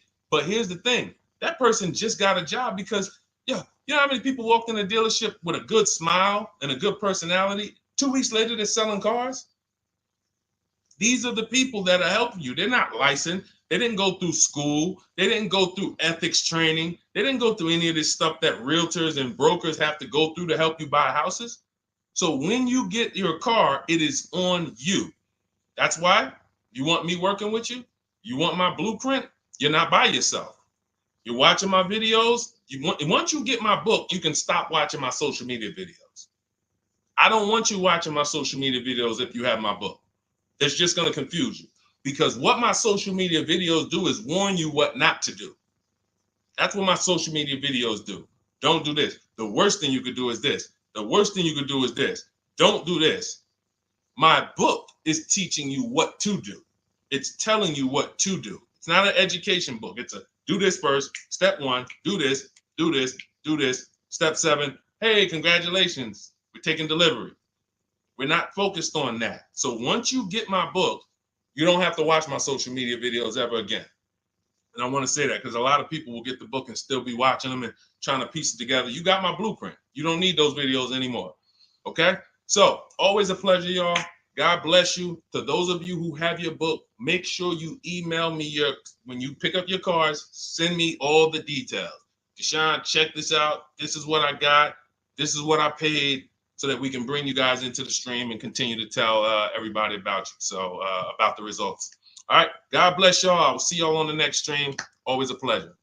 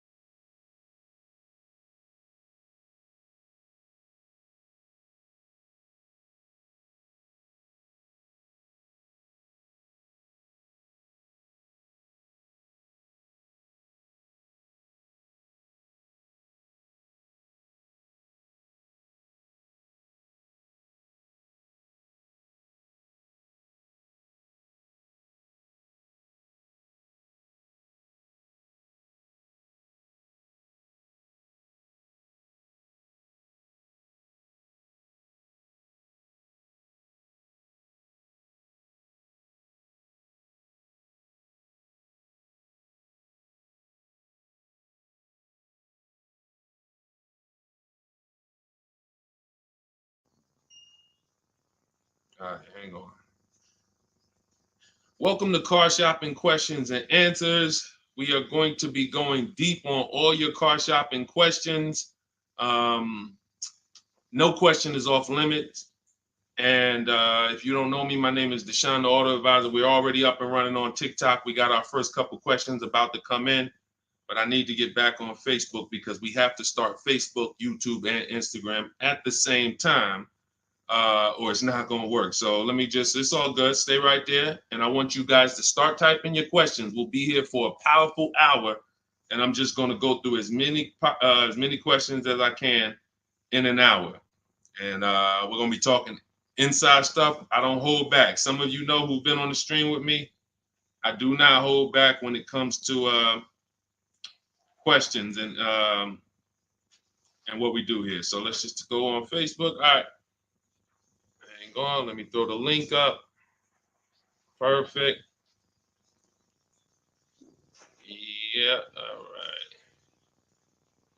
Okay. We're good to go. Dolan, you can bring the first question in. And let me give a new. Welcome, Facebook. We're on 4 platforms right now going live for car shopping questions and answers. Type your questions in below, and we're going to make sure we get to them. All right. It's not easy getting 4 platforms live at the same time. And we have 2 TikTok channels that we're live on at the same time. So everything we'll be talking about is out of my new digital book, Cars from Home, 7 Steps to Saving Time, Money, and Avoiding Dealerships. I have a special link for you to get a copy at 75% off in my TikTok bio, in my Instagram bio, or in the YouTube or Facebook comments for the next 30 minutes. Let's rock and roll. All right. First question comes from Scott on TikTok. I'm trying to buy a new pickup truck in New Jersey. Not sure how to do it. Well, the first thing we want to do is decide whether we're going to buy or lease. If you're keeping this truck longer than 8 years, then you should be buying. Once you decide whether you're going to buy or lease, and that's how you're going to avoid depreciation. Like you could save a ton of money on this truck, but if you trade that truck in 3 years, 4 years, you're going to lose a lot and you're going to just be buried because you're losing too much over the first 5 to 7 years of the truck's life cycle. So if you're like Deshone, I'm keeping it more than 8 years, no need for me to think about leasing, all good. Now we're going to move to what we call the equity assessment. Do you have any vehicle that you own right now that you need to replace? Because there's a word that we don't use here. Some of you know who've been on the stream with us for a while. What's the word we do not use? Starts with a T. There's a word here. See, so, and I'm moving you through this process. So Scott, I want you to see this is a process. It's not we don't wing it here. So there's a word we don't use. You already decide whether you're going to buy or lease. Let's see. Does anybody know? We might have a lot of new people on here today. Thank you, Brenda. Trade in. Brenda got it. We don't trade in vehicles. Because again, when we start talking about getting all the money on our car deals, we got to realize something. We got to get all the money from each transaction. That means the car we have right now, if we don't get the most money for that, we lost money. The loan we may be getting, if we don't get the lowest interest rate, we lost money. And the car we're buying, if we don't get the best price, we lost money. So what we do is the equity assessment. Let me know if you have a vehicle you're going to be replacing. We would make sure we go online, we go to bidders, and we find out the highest bid we can get on our vehicles. Takes us 20 minutes. 6 major websites: CarMax, Driveway, Carvana, Kelly's Blue Book, Instant Cash Offer, Car Gurus, and AutoNation. These are people who are fighting tooth and nail every day to buy cars. So we get bids from them. Now, let's move in. Let's say you don't have a car to replace. Now, what do? Well, let's look at how we're going to pay for this truck. Are we going to, let me turn on airplane mode to make sure I don't get any interruptions. All right. How are we going to pay for this truck? Are we going to buy it cash? Or are we getting a loan? So if we're getting a loan, then we need to see, are there any special interest rates on this truck we're looking at? If there's 0%, if there's 1.99%, that eliminates us from needing to shop for a loan. That's called a subvented interest rate. No one's beating it. So when you guys see like Honda, if a vehicle you're shopping for has a 2.99% interest rate, 1.99, that eliminates us shopping. But there's one parameter we must look at in the fine print. What's the term? Is it for 3 years? Is it for 5 years? If they give us 0% for 3 years, a lot of people can't afford that payment. Interest is great. There's no interest. It's free money. But you got to be able to afford the payment based on the term. Then we move into looking at, is this a quality truck? It's a very important step. Let me tell you what happened. People used to buy Range Rover. When I worked at Mercedes, we had a Range Rover dealer right next door. People come in and get a great deal on a Range Rover, come in, feel like, okay, I won. That truck's in the shop every 90 days. Every 3 months. Lights going off, it's on a flatbed. We had people going in that dealership, literally. Maserati had a couple models, same thing. But there are domestic models too. There are import models. There are Japanese models too that have issues. So what we do is we do a quick search, takes us 5 minutes. Nothing that I'm talking about takes more than a couple minutes. In fact, our entire process to buy cars that I teach, my 7-step system, is 90 minutes to 2 hours. You can get the best, you can get below market deals on any vehicle in no more than 2 hours. So, but we can't get a below market deal and then find out we bought a bad vehicle. That means we lost. So whatever truck you're looking at, you would type that truck into Google and you would type, for example, 2024 Chevy Silverado, and you would type in initial quality. Initial quality, guys, is going to tell us what the data says about the vehicle in its first 90 days. That's initial quality reports. That means when people get it, all the owners, the thousands of owners that are buying this vehicle, what are they saying in the first 90 days? Are they saying the electric, are they saying it's hard to manage? It's too complex. There's issues. Initial quality we look at and we skim Google to see if we see any red flag articles. Then we switch initial quality to reliability. Reliability is what are people saying the first 3 years? Does this vehicle have a history in the first 3 years of having issues? Maserati owners who was buying these Ghiblis and buying things back in the day, the Quattroportes that were having issues, they would have saw that. And they would have made a decision not to buy those vehicles. These things, this 5-minute exercise prevents you from nightmare ownership experiences. Paying less than everyone is one part of this deal, guys, of what I want you to get. That's one part of it. Getting a quality vehicle is the other side. And you can't have one without the other. Great price, not a quality vehicle, we lost. Quality vehicle, we paid market value or above market value, we lost. So we need to get both. So then once we find out, okay, the vehicle I'm looking for, it has great marks, there's no red flags, now we move into getting offers. And very simple, we get offers right from home. That's why everything I teach is called Cars from Home. Cars from Home. It's a mindset and it's also a process. We sit down here and we contact dealers online. I have something in my book called the 25 to 5 strategy. That means we're connecting with 25 dealers in 20 minutes and we're going to get 5 offers. It is important that you must get 5 offers because 4 of them are going to be overpriced. I can guarantee you that. Right now I've worked with 2,200 people personally around the country, and we have about 9,000, approaching 10,000 people that have my digital book, Cars from Home, in their hand in the last 4 months. So when we look at the data, not to mention I shop myself, you know what I'm saying? I've used this. I know you may think every dealer has the same price. They're all different. They're all different. That's why your best deal, and pay attention to what I'm about to say. In fact, hit the share button if you're locked in. Share this with one friend because one friend might be out there shopping right now, overpaying. All right. Oftentimes, the dealers that are the closest to you are not going to give you the best offer because they think they own you. I'm going to say that again. When a dealer sees your zip code come in, when I was in the dealer, we used to get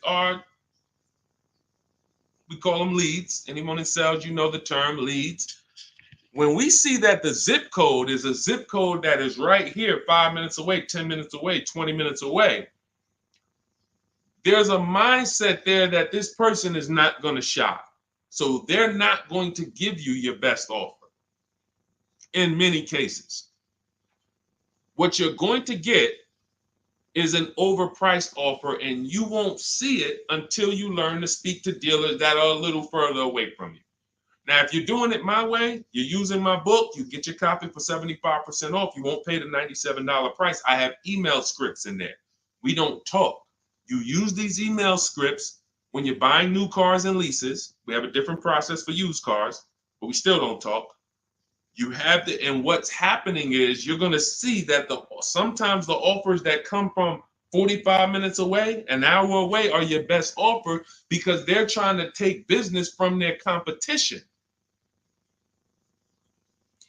Some of these smaller dealers as well who don't have the foot traffic, they're not getting 100 people coming in on a weekend. They have to depend on strategically winning business. They're using the internet to reach out and connect with people that are far away from them, and they're beating their competition.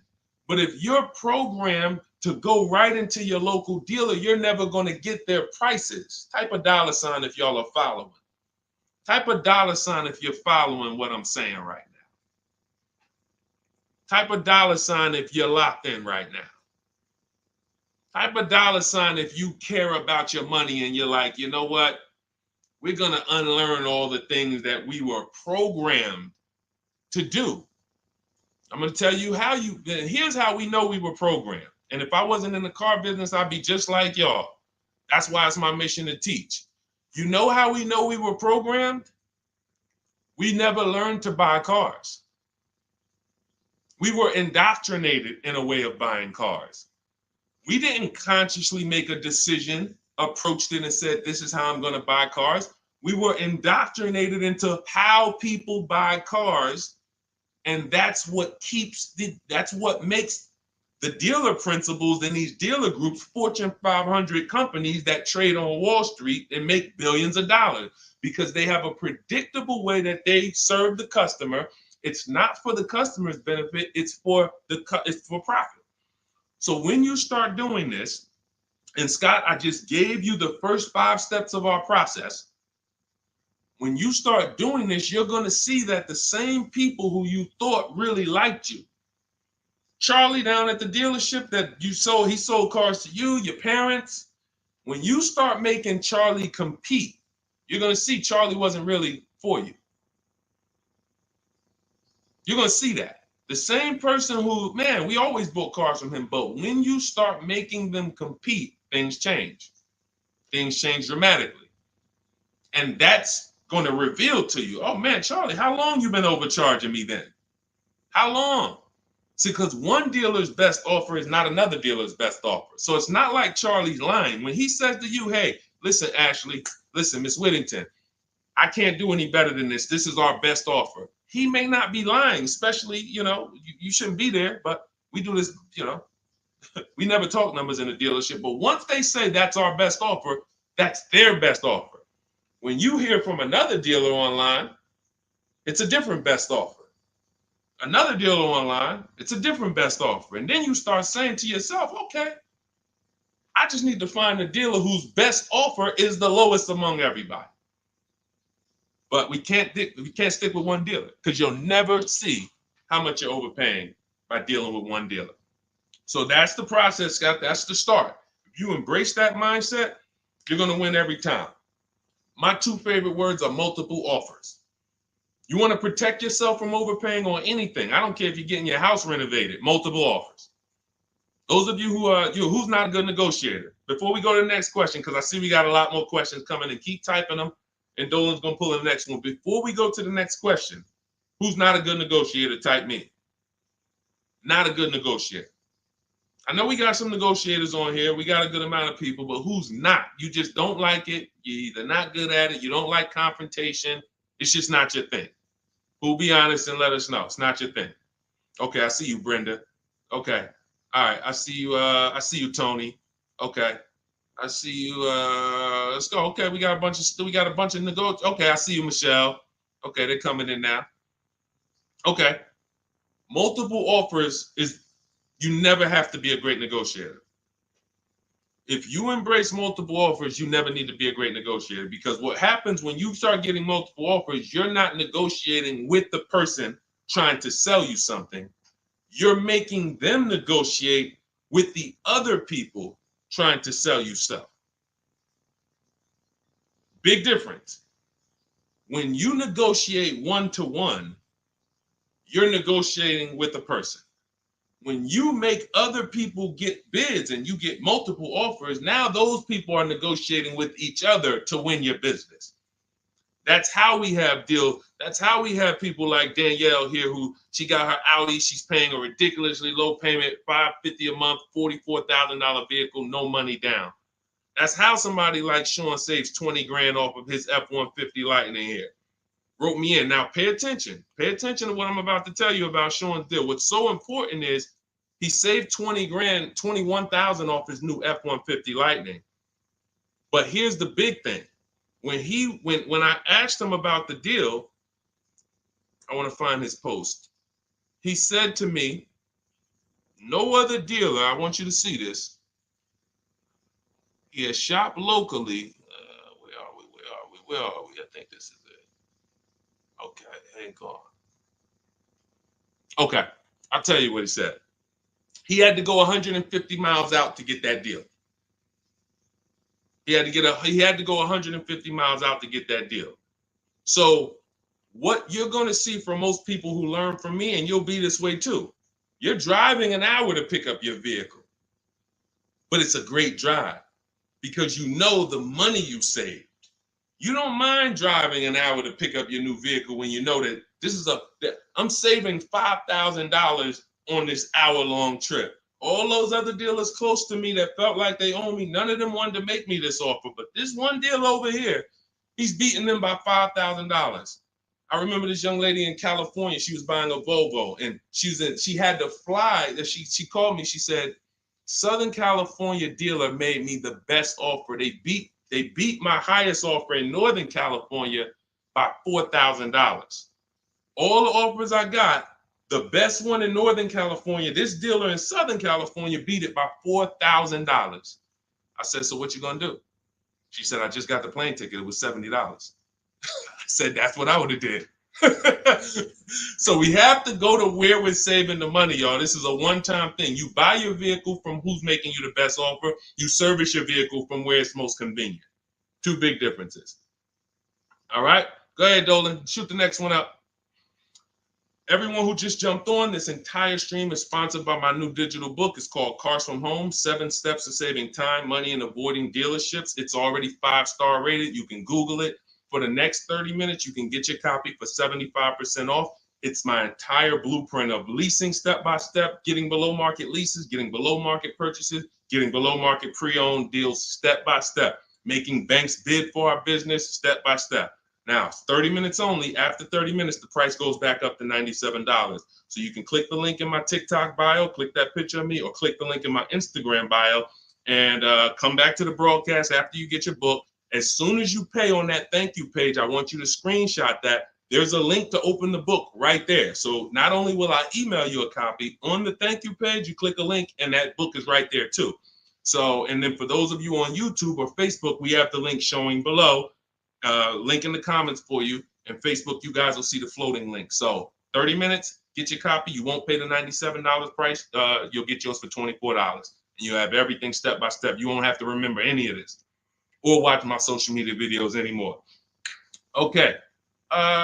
Scott says, dude, just wondering if you've heard of the Ford Flex Buy program, and if so, what are your thoughts? Well, let me do a little research on this. Hang on, because we can find out if this is going to be good for you or not. Let me tell you how easy it is when you figure this, Scott. When you grab this mindset, when you unlearn this.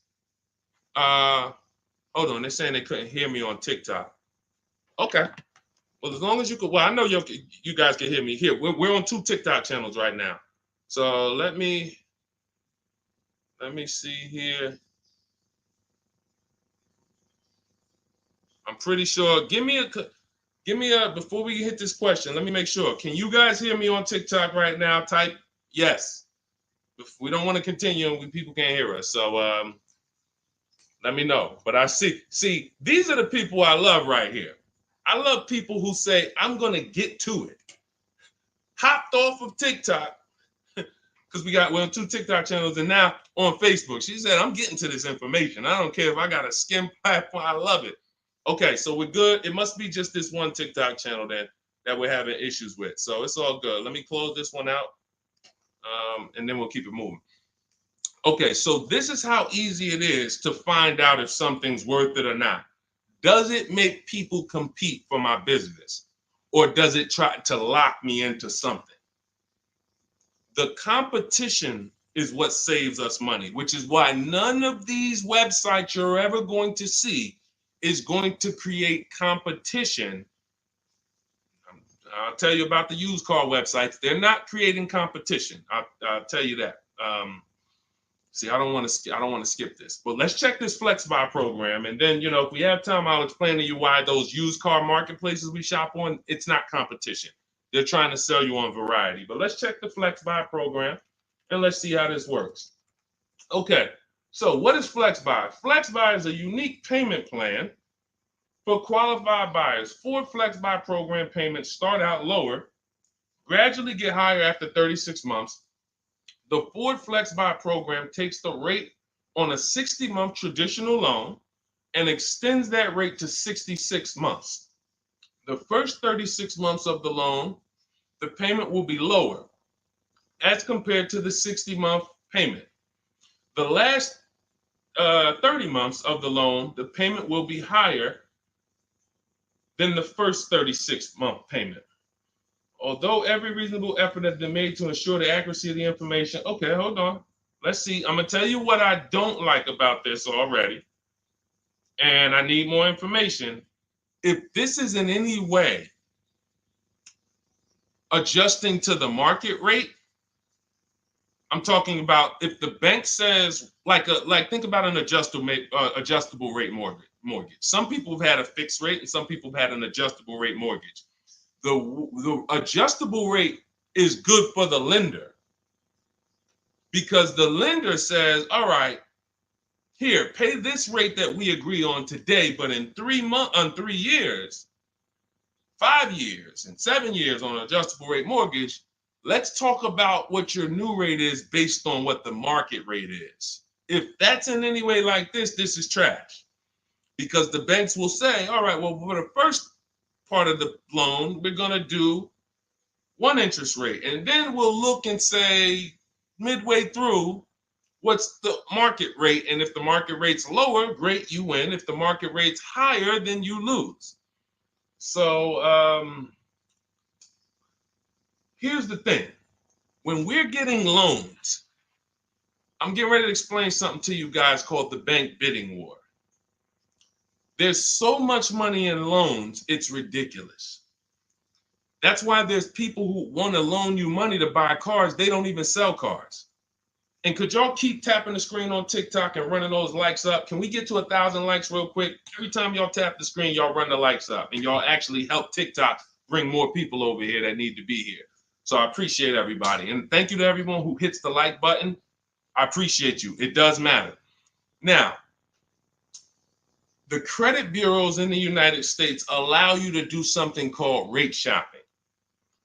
Rate shopping is when you actually let multiple lenders run your credit within a small period of time, and they can access it with a hard pull and it won't drop your credit score more than one hard pull. So let's just say one bank, Bank of America, accesses our credit to give us an offer for a loan. It may drop our credit 9 points because of the hard pull. If we shop within the rate window, we can have 50 banks at credit unions run our credit, and it's going to affect it the same 9 points. That's called the rate window. I haven't heard anyone talk about this. I've been talking about this for literally over 2 years. I think I have a couple big videos that you guys have shared, watched, that talk about how to do this. When you are getting your offers from banks, you want to get them after you've already found your best deal on your car. Because once you get your best deal on your car, you have everything you need now to go to the bank or go online, call the bank and get an offer. Who's had a bank tell them when they call for some type of offer, the bank tells you, well, we need you to have a car first. Who's had that happen? You call and you're coming and you're shopping for you're trying to get a pre-approval or something like that, and the bank tells you, well, we need what car are you buying? We need the car details. Well, that doesn't really make sense, right? I'm trying to get the offer so I can go get the car. But in the case of how we do it, we find our best deal on the car, then we come home and we let multiple banks and credit unions fight it out. Fight it out.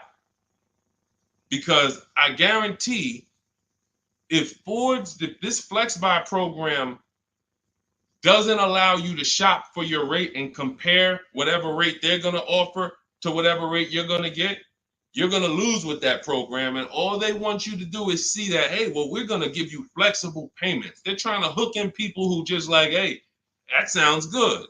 Not realizing, well, if you just got a rate that was just got an interest rate that was 2 points lower, your payment would be $40 less a month.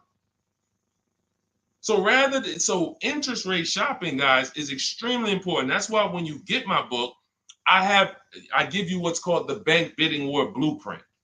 This is for you guys that are financing. I haven't added that to my book yet because I haven't had a chance to go in and restructure it. Every time I update the book, every time I come up with a new idea or a new website comes up, I update the book. I don't charge you for that. So websites go out of business. Room went out of business earlier this year. Websites go out of business. I'm not going to charge you for each time something changes because we use an online program. But what I did was when you get your book, you get the book, Cars from Home, and then you get the Bank Bidding War Blueprint. All this is the strategies we use to make banks and credit unions bid. I need you guys making people bid for your own sake, for your confidence, for your empowerment, for your experience. You're going to feel like I'm the prize. I'm spending $50,000 here. Why the heck am I begging people to sell me a car? Who's ever felt like they're begging people? Come on, can you take off another 1,000? Come on, can you drop it by $50 a month? Come on. You're begging people. Meanwhile, this is a 5-figure transaction. So when you flip the tables like we've been doing, like all of the people, if you're on Instagram or if you're on YouTube, you can see all of these people. You can see Zafrina, you can see Jared. Look at all these deals. People posting their numbers. Teddy, Rosalie. How does Rosalie get a 65? How much is this vehicle? How much? How does Rosalie get a $60,000 vehicle at $592 a month with no money down? How does she lease that vehicle at $592 when the same daggone Infinity advertisements we see say, hey, come put $5,000 down plus tax and you can pay that price? She did it with no money down. How? Bids. Okay? Bids. All right. Scott, if the program doesn't make people bid, it's no good. I don't care if it's flex buy, X buy, friends and family. If it's not making people bid, it's trash. It's for them, not us. Okay? I think I beat that horse down. So we can go to the next question now. Go ahead, Dolan. Remember, everybody, you have 30 minutes to get your copy for 75% off. Make sure you save my support email just in case you type your email wrong. Sometimes the book doesn't end up in your inbox. Just hit support, send them an email. My team works 7 days a week. Hey, didn't get my book. They'll get you a copy. We want the book in your inbox. We want you using it immediately. All right. This is Lorraine Celine. Thank you. I followed you in your advice on shopping for a used car, and I bought a 2007 Honda Accord at a great price. Thank you for your knowledge and advice. Amen. Congratulations. Enjoy it. Honda's a great vehicle. If you took the steps and made sure you were getting a good one, title, service records, accident history, a great Honda Accord is incredible. Even some of these vehicles, guys, long-term owners, some of you long-term owners, you need to understand which vehicles have the best longevity records. And Honda Accord is one of them. Congratulations, Lorraine. Enjoy it. God bless you. Go ahead, Dolan. Next one. Buying a Porsche Cayenne Coupe. Need help. Okay, well, you sound almost like Scott. We started with the process. How many years are you keeping the car? If I could find my, oh man, I don't have time to find it right now. I know why. There's a young lady who came. I want to tell you something how important deal structure is. Who was taught never to lease a car? I want you to be honest. Type me if you were taught never to lease a car. If everyone who's willing to be honest, again, it may sound like some of the things that I'm talking about is bad news first. That's because it is. I have to give you the bad news first, and then we get to the good news. All right. So now I see some misconceptions coming out already. I see Wanda. Okay. I see Black F22. He said you never own it. I want you to understand something about what you just said. If you're a person who keeps that car 8+ years, then you can own it. I'm going to tell you why. Cars depreciate like this. Cars drop in value like this. This is the scale. That's why you buy a car today for $40,000. 5 years later, it's worth $18,000 or $15,000. You're losing value. People care about this. You know who cares about this more than anyone? You guys, you know who cares about this more than anyone? Banks. Banks. Banks don't want to own things that do this. Now look, Black is coming with a lot of stuff right now. Let's talk to Black. And let's talk to the people like Black, because Black is somebody who will tell you never lease a car. He just said you're basically renting it. You never own it. Now let's get to the point. I want to show everyone on here. Thank you, Black. I'm glad you're here because we're getting ready to use this as an opportunity to prove a point. Let me take let's look at Ansley's deal he just got leasing. And we'll talk about mileage. You can build lease mileage up to 30,000 miles per year. So it doesn't matter. First thing people think, well, leasing, they limit you. No, you pick your mileage on a lease. You choose the mileage. I've had people who lease 30,000 miles a year, 25,000 miles a year, 18,000 miles a year. You pick the mileage. Now, whether you drive or whether you lease or buy, this is what your vehicle is doing. You're losing money day by day. So when you go and you buy a vehicle, you're losing money day by day. The reason I created the 8-year rule is for you to understand that at some point, you stop losing value day by day. You lose less value. This is what we call beating depreciation. It comes with long-term ownership. But let's look at Ansley's deal so that we can put this leasing versus buying to bed and show you how many of you have overpaid by thousands and thousands and thousands of dollars that you can't get back listening to people who tell you leasing is renting and all of these horrible financial terms. Let's go to the numbers. So Ansley gets a 2024 Infiniti truck. It's a $58,000 truck. If you're watching on Instagram or YouTube, you can see this. It's a $58,000 truck. Guys, some of you know because you've seen some stuff, every $5,000 on a loan is how much per month? Every $5,000 we borrow on a loan, 5 years, is about how much per month?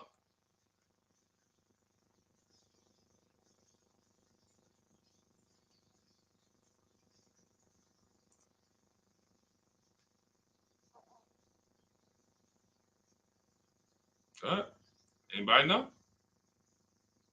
Thank you, Michelle. 100 bucks. Told you, shout out to the people who tapped in, locked in. See, I love the people who are locked in. It's some people who just, they sleep at the wheel.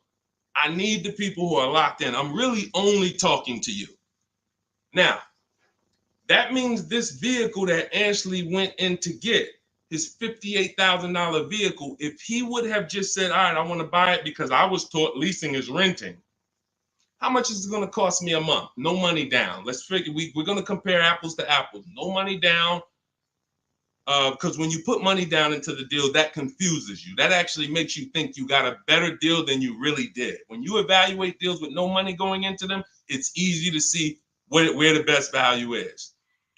Now, Ashley would have been paying $1,200 a month for 5 years. $58,000. That's not even full tax. Let's just round the tax to 60. Let's just say $1,200 a month. But Deshone, what if he got a good discount? Okay, I'll give you one better.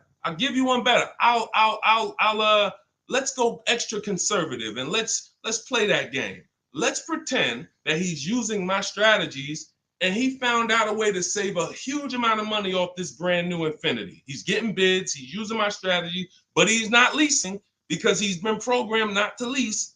So he's not leasing, but he's going to get bids. Now he saves $10,000 off the price of this brand new vehicle. $10,000. So instead of financing 60, he's financing 50. What's his payment, everybody? What's his payment? We just said every $5,000 is $100 a month. $50,000 vehicle. What's his payment? $1,000 a month. $1,000 a month. Okay. Now that's with a super discount. That's with a discount that's like anybody would be happy to save 10 grand. I'm proving the point here that you cannot get a good deal if you buy, but you should have leased. You lost. Big time. Now watch this. He's leasing and his payment is $554 a month. So now somebody like Black, somebody like Miggy over here that agrees with Black, they pull up in their Infiniti truck, right? And they pull up next to you. And y'all are both driving the exact same truck. And you look at them and you're like, hey, man, we got the same truck. Now they're going to say something to you like, yeah, you know, man, it's expensive though, man. It costs to drive this, right? And you're going to look at them and be like, oh, how much you paying? You know, I did a no money down deal. So I know I did all right. I did no money down, but I'm paying $1,000 per month for this. Oh, really? I did no money down too, but I'm paying $554. Wait, you? Yeah. Oh, yeah. I leased this. I drive it for 3 years, then I give it back. Oh, yeah, but I own this. I'm gonna own this in 5 years at $1,000 a month. This mine right here. Okay. All right. Listen. God bless you. Have a good enjoy, man. Enjoy. Now let's go one more scenario. Let's go to the person who says, Deshone, I don't buy used. I don't buy new though. I only buy used. Cool. Let's say you pull up in your new lease that you just got. And again, everyone shouldn't be leasing. That's why step 1 in my book is called the 8-year rule. It's the 8-year rule. If you are keeping vehicles at least 8 years, don't worry about leasing. You're going to beat depreciation. All of that money you're going to pay to own, all the $1,000, all these high payments you're going to pay to own, all this cash that has to come out of your pocket to own, out of your bank account to own, it'll be worth it in the long run. At least 8 years though. And the longer the better. 10, 12, 15, you really want. But less than 8, losing big time. So let's say a person says, oh, I'm going to get a used version. So they find a 3-year-old Infiniti truck just like this, but so instead of paying $60 for it, let's say they find one for $30. Let's give them a good price, good mileage. They think, oh, I'm good. What's their payment, everybody? What's the payment? Come on, stay by the keyboard. I need y'all quick because we're teaching something here to people like Black. They might not get it. I pray that they do, but they might not get it. But the people who are locked in financially, the people who understand financial literacy are going to get this. If every $5,000 is $100 a month and they buy a pre-owned version for 30 grand, what's their payment? Thank you, Michelle. 600. 600. See, he said 500. So this is how I know he's struggling. And I'm not trying to beat you down, man. I'm just saying when you're talking about something you don't understand, it's better to ask questions, not make statements. So now, we pull up. You have your new lease. You got this same deal, $554 a month. He pulls up in his 3-year-old version that has probably 1 year of warranty left. You both did a no money down deal. He looks at you and says, oh, wow, that's the new one, right? Yeah. This is the 2024, 2025. Oh, yeah, this is a 22. I just got this. I got a good price on it. I paid 30. Okay, cool. What's your payment? I pay 600 a month. What you pay for the new one, man? I know that must be expensive. I pay 554. Wait, what? Yeah, I paid 554 for this. No, you put a lot of money down, right? No, I didn't. I gave him $554. I drove off. It's understanding. That's deal structure.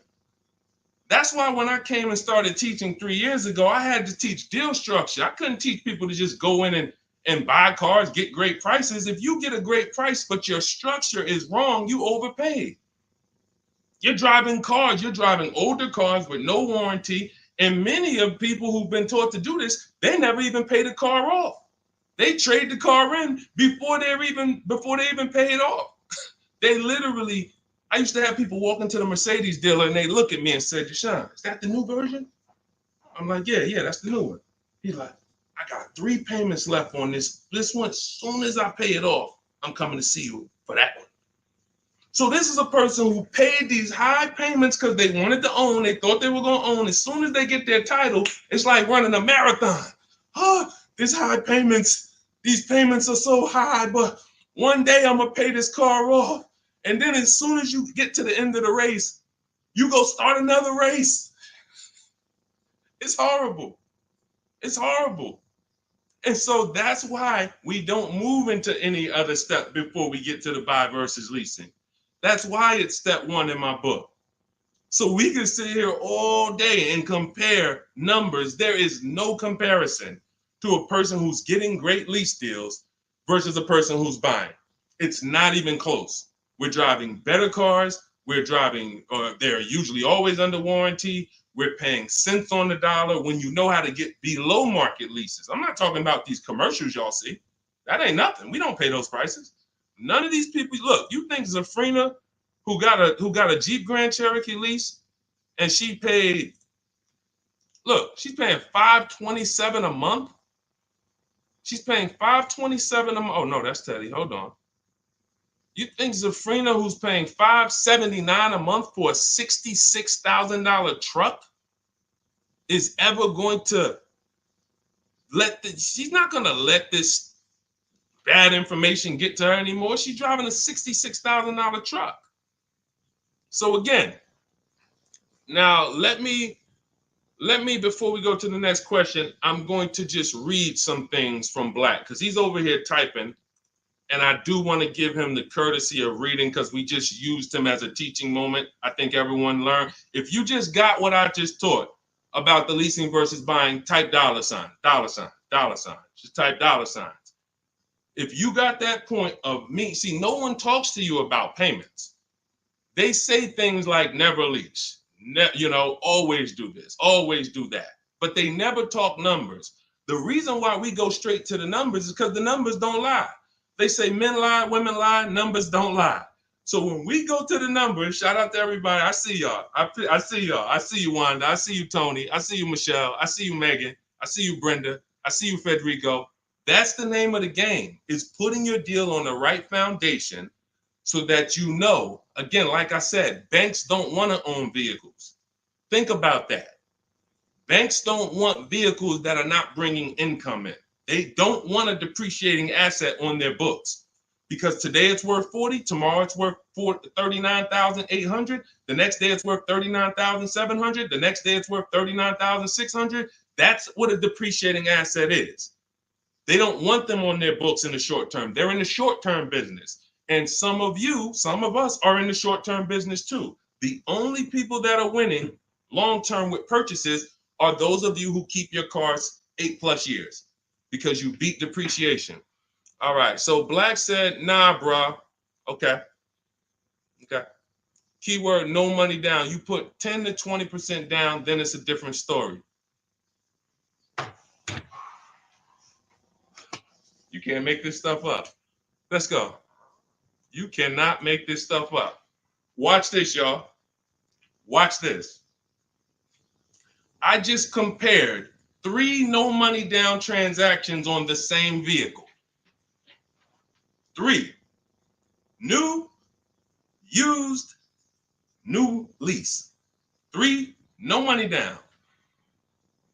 I'm telling people that when you don't put money down, you can clearly see what you're really paying. You can clearly see what you're really paying. Black comes in, he proves our point, which is he's going to put 10 to 20% down. Now he's pulling up next to you in your lease, right?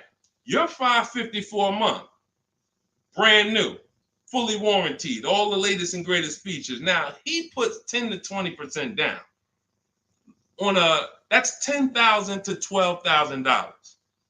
Think about this. He pulls up and he has a similar payment to you.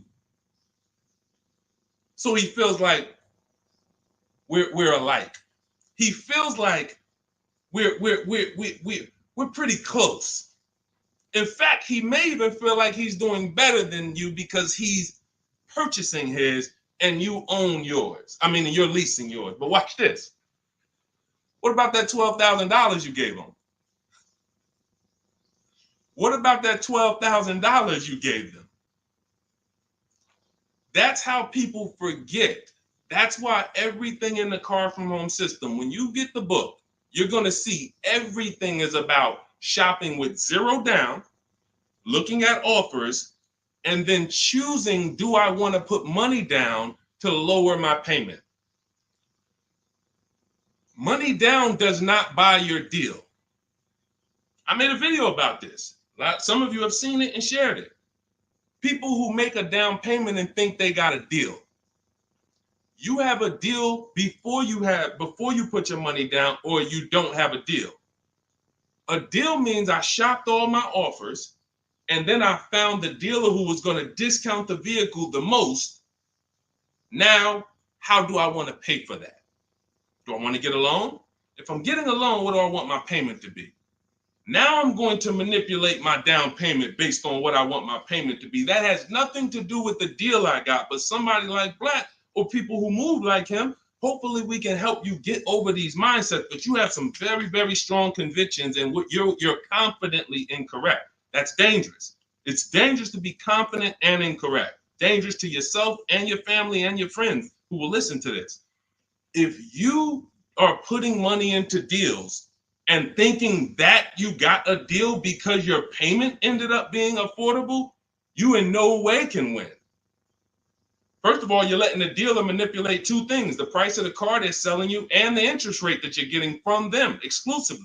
If you were just separating your loan from your interest, from the purchase, you would see that that's a losing strategy. You can't compare a person who's driving a brand new vehicle, paying a low payment, to a person who's paying the same payment, but gave the dealer $12,000 to get to that payment.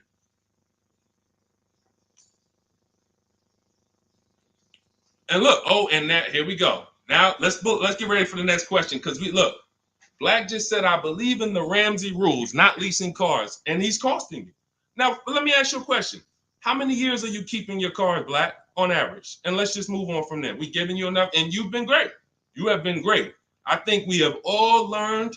You've given me a lot of things to be able to teach the audience who's willing to learn, but there is in no way, shape, or form. 3 to 4 years. My man, you are losing like crazy. Look, he's buying cars like this and flipping them. He's buying cars like this and flipping them, coming back. You're spending so much money that I can't even get it across to you because you're not in a posture to learn. You are literally buying cars in their deepest state of depreciation because somebody told you don't lease. You listen to them. You buy the car here. It's worth $40 the day you buy it. You come back in 3 to 4 years to get a new one. They give you $20 for that car. You spent $20 grand. You lost $20 grand in depreciation in 3 years. And you just keep doing that because somebody told you never lease cars and you listen to them. The payments I'm showing you, it's not clicking. The fact that the same car you bought for $40 that you're going to get $20 for, you're paying $40. That's an $800 a month payment. You put 20% down, you finance 30 grand. Now that's a $600 a month payment. That same $40,000 car we're leasing with no money down for $500 a month. No money down. You are spending thousands. We can't help you, man. You got to be willing to unlearn it. You are so locked in, So anyway, but I think, listen, everybody who got it, you understand. That is why leasing versus buying is paramount. You cannot get it. If you are not keeping your cars 8 years, you cannot get a great deal buying. You're going to lose in depreciation. You're going to lose in resale value. When you go to replace that car and you see what it's actually worth and how much you paid over 4 years or 5 years or 7 years, when you compare that to a person who drove brand new cars for that particular same period of time, it's no comparison. And then you have cars with no warranty and all of that. Yeah. Look, Megan said, Black doesn't seem to learn. So to my question would be, could you buy an extended warranty package? Hold on. Why am I getting calls on airplane mode? Sorry, guys. I hold on. Let me put on Do Not Disturb. All right, so go ahead, Dolan. Shoot some. Let's get to Megan's question, and then let's try to go through a couple more. But that was good. That was good, Black. Thank you, because we wouldn't have been able to teach on those points without your questions. Okay, so let's do Carolina on YouTube, and then let's go to we'll hit Megan, and let's go through as many as we possibly can. Hey, I'm new here. I want to trade my 2020 Nissan, and what's the best way to do this, please? Okay, so you have a 2020 Nissan. That's a vehicle that's not 5 years old. First thing you would do, if we were talking, I wouldn't let you buy. Unless you're telling me you're going to keep the next car 8 years, you're losing, because that 2020 Nissan, first thing we want to do is decide whether we're buying or leasing the next vehicle. And as we just said, if you're not keeping the next vehicle 8 years, you should be shopping for below market leases. Then you want to now see what is the most money you can get for that Nissan. We don't depend on a dealer to tell us. You're going to go to these 6 websites. These are 6 websites. You do this in 15 minutes. You're going to find out what that vehicle is truly worth. You find out what your vehicle is worth with offers, not with anything else. Offers. So go to CarMax, Driveway. Write this down. I told you, stay locked in because we do dialogue here. It's not just me talking. Unless you got a notepad, you got to stay locked in and ready. We're going to go to CarMax. We're going to go to Driveway. We're going to go to Carvana. We're going to go to KBB Instant Cash Offer. These are all offer sites. These are people you walk in, they do an inspection, they cut you a check, you're out of there in an hour with a check. They're not trying to sell your car, they just want to buy your car. Driveway, Carvana, CarMax, KBB Instant Cash Offer, Car Gurus, and Auto Nation. 6 offers, 6 bids. That's going to tell you what your vehicle is worth, and that's going to tell you if you have equity or negative equity. Equity or negative equity. Okay? So that's the first thing you need to do. First 2 things is ask yourself, how many years are you keeping the next car? And then do your equity assessment to see, do you have positive equity that could either go in your bank account or negative equity that's going to be carried over to your next deal. So that's the first step. Okay, do that first. Now, here's the beautiful thing. When I was at the dealer, I would have people who walked in as soon as I asked them how many years they were keeping the car. If they were telling me 5, like, remember the guy I mentioned a little while ago on the stream? I said he comes into the dealership. Hey, Deshone, is that the new one? As soon as he gets his title, he comes in and trades it in. I told him, there's no point in you waiting for the title. First of all, you can replace a vehicle without the title. That's fine. But again, he was taught, hey, I got to wait for my title, and then I make a move. So he always has a payment. 5-year loan, 6-year loan, pays it off, gets a new car. He always has a payment. It's just super high. But what I would do if he was listening, if he was open to financial advice, I would tell them, you're going to cash that vehicle out. That means you're going to sell this vehicle. We're going to give you a check for that. So whatever it's worth, 15, 18 grand, it's paid off. That's going to go in your pocket. Now, what he was used to doing was, well, whatever it's worth, don't I have to put that down on the next vehicle to be able to get my payment where I want it? And this was the best news I was able to deliver. This is why, and if you talk to anybody in New Jersey who dealt with me, this is how I've been. I've been the same way. From the minute I started learning about financial literacy when it comes to cars, I was a consultant educating my clients on how to keep the most money in their pocket and drive the best cars. When he would say, well, I say, are you familiar with leasing? And I would ask, how much do you drive a year? And he would say, I think about, maybe 13, 14,000. I said, let's go look at your old vehicle. We look at your old vehicle. We see, okay, yeah, based on what's on the mileage now, you drive about 14,000 a year. Here's what we're going to do. Whatever your car is worth, you're going to put that in your bank account. Let me show you what a competitive lease would look like. I make him the offer. He's like, wait a minute. This is my payment, and I could drive as much as I want. That's it. You could drive the same amount you've been driving. So I'm paying less than I was paying to own this thing? And you about to give me a check back for 12 grand, 15 grand? Yeah.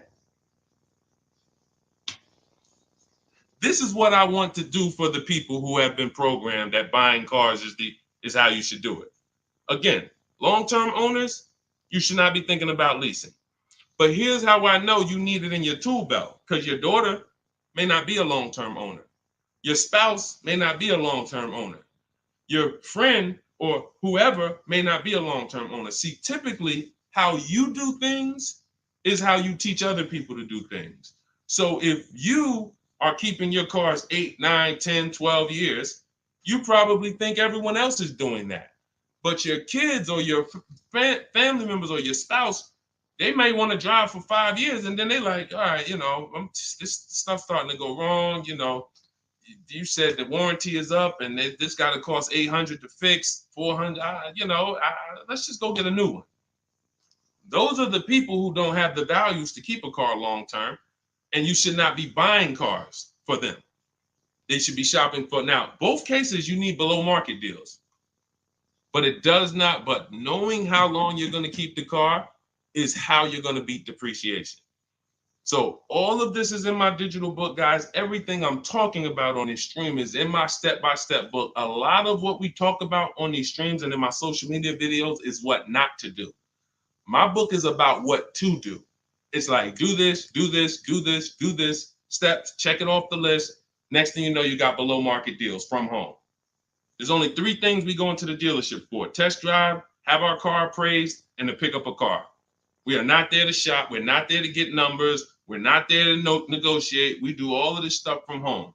So for 30 minutes, if you visited the website already, you'll see the timer, 30 minutes, you can get 75% off your copy. It'll be in your inbox in literally seconds.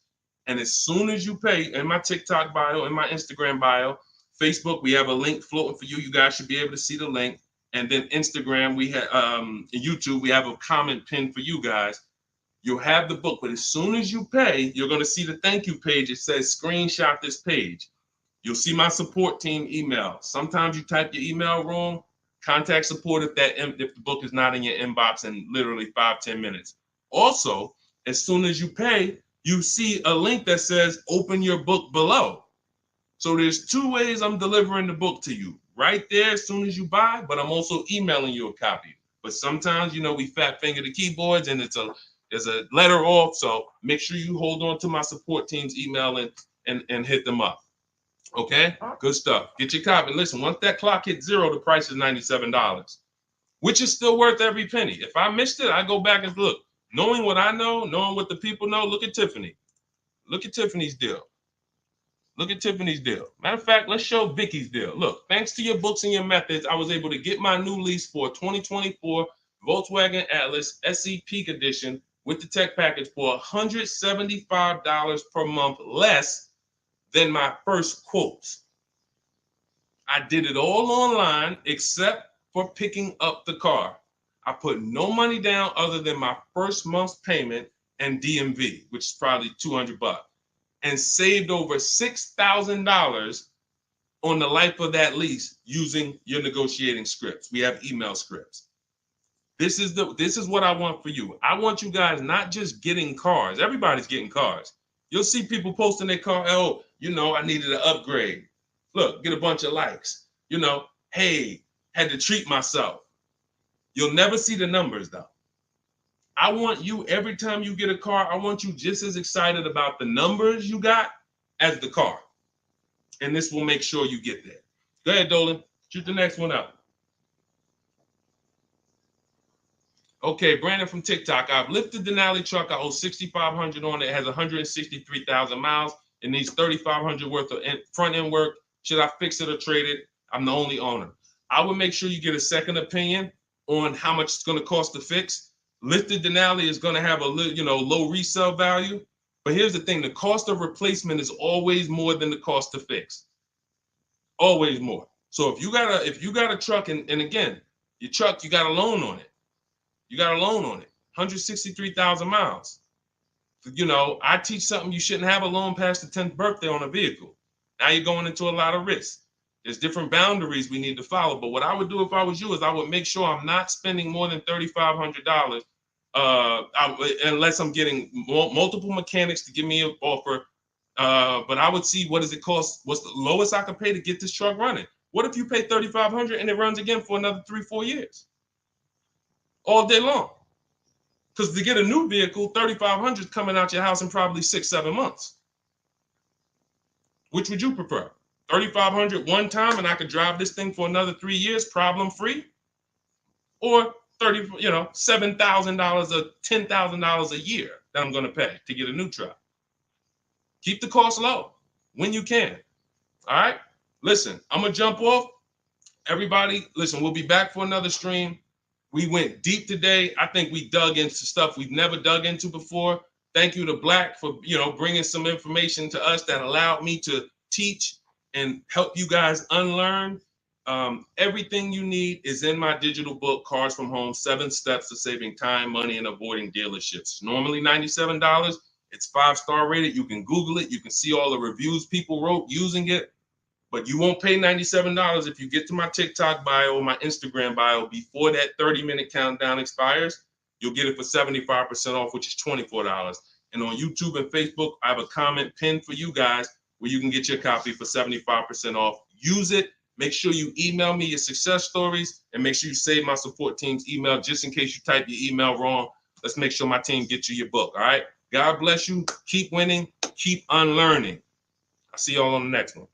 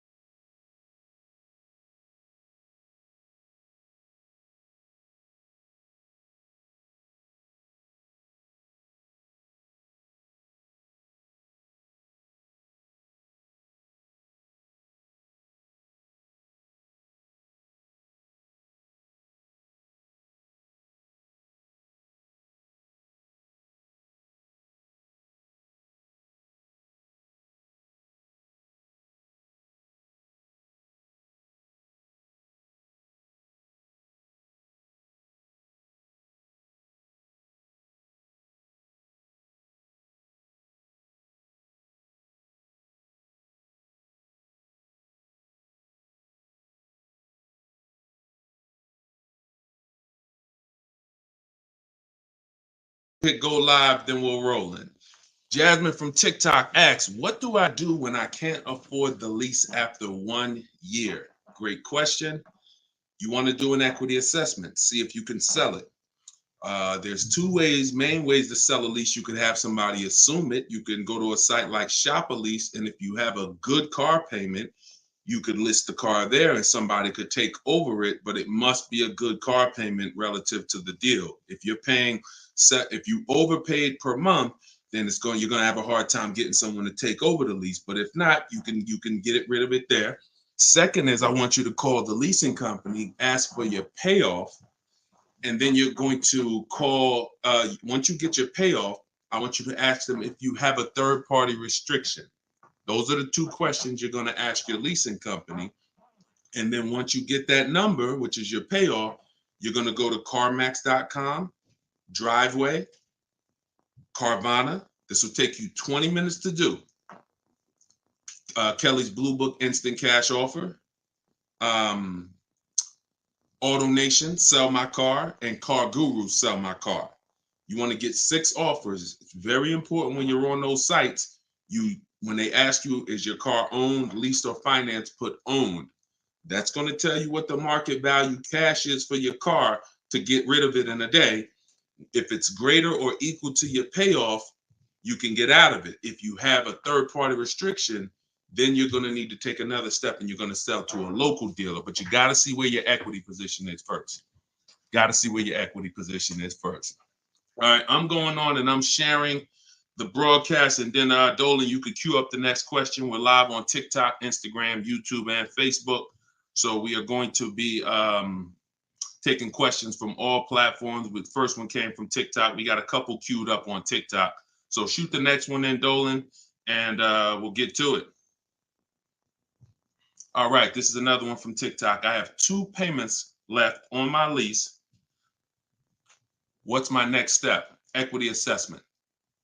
Who's returned a lease to a dealership, just dropped it off when it was done? You never assessed any equity. You didn't even know. Who didn't know that a lease could have equity that you could put in your pocket? It's not a guarantee, but many people all through the pandemic, we were showing them how to put $5,000, $10,000, $12,000 in equity in their pocket from the end of their lease. I sold my lease. End of my Jeep lease, I made $8,900. My mother made $10,200. Now that was when everything was worth 7 to 10 grand more than it's worth.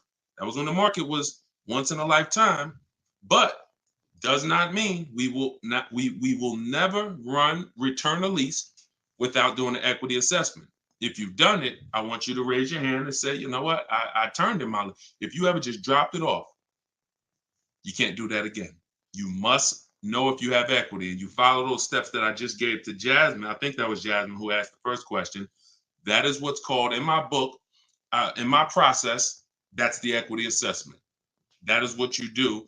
Everything I'm teaching you guys is from my new digital book, Car Shopping for People That Hate Car Shopping, 7 Steps to Saving Time, Money, and Avoiding Dealerships. So every question you ask, when I answer it, it's going to be out of one of those 7 steps. And the equity assessment is step 2. You must do that before you ever return a lease for the rest of your life. A lot of you gave back thousands of dollars to dealerships and you didn't realize you were doing it. They bought those cars, put that money in their bank account when it should have been in yours. Yep. All right. Go ahead. Shoot the next one up, Dolan. All right. All right. This one's from TikTok as well. Let's go. Facebook, type your questions in. YouTube, type your questions in. Instagram, type them in so we can get to you guys. Another one from TikTok. Thinking of trading a car for a newer model. Should I keep the car and just get the new one? It's a good question. What's the benefit of keeping the car? If you were a high mileage driver, then I would tell, let's just say you said, Deshone, I'm driving 20,000 miles. It's in high mileage drivers, I want you to type HM. If you do over 20,000 miles per year, even 18,000 miles per year, just type HM. Regular driver, Jason, what's the benefit of having 2 cars? It's on insurance. You're paying for one when you get your new car. I like to drive that car that I'm paying for. I don't want to be paying for a car and then I got this other car that I'm barely using. But if you are a high mileage driver, then I would tell you keep that car and get you another car. And but how many years are you keeping the car, Jason? How many years are you keeping this next car? Because depending on your answer, it's going to change my answer to you. So this car you're thinking about getting, how many years you see yourself keeping it? Let's start there. Come on and shout out to the sharers. I see y'all running the likes up on TikTok and y'all keep tapping that screen. Just every couple minutes, throw a couple taps. It really helps the broadcast. And I appreciate everybody who's helping us get this message out. I really do. We couldn't do this without you. Let's see if maybe 5 years, then you should not be buying that car, Jason. You should be leasing. And I'm going to break this down for you really quick because some of you know the depreciation curve. And the rule of thumb is when we talk about the hidden money in your car deals, my job is not to just teach you, if you're willing to listen, how to save thousands of dollars by making dealers and banks bid on your business. That's how we make sure we get the best prices. You can't get the best price. You can't make the best deal if you buy, but you should have leased. It's impossible. Because the depreciation curve looks like this, y'all. If you buy a car today for $30,000 today, I give you a car. I'm gonna show you something. I want everybody stay close to your keyboard. I don't want to, when I ask you a question, type as quick as you can so we can keep the dialogue going. If I gave you a $30,000 car right now, put it outside your house, you don't drive it 1 mile, you don't even touch it. We go outside a year later. Is it worth $30,000? You didn't drive it 1 mile. You said, Deshone, I don't need the car, but I'm leaving it here. It's yours.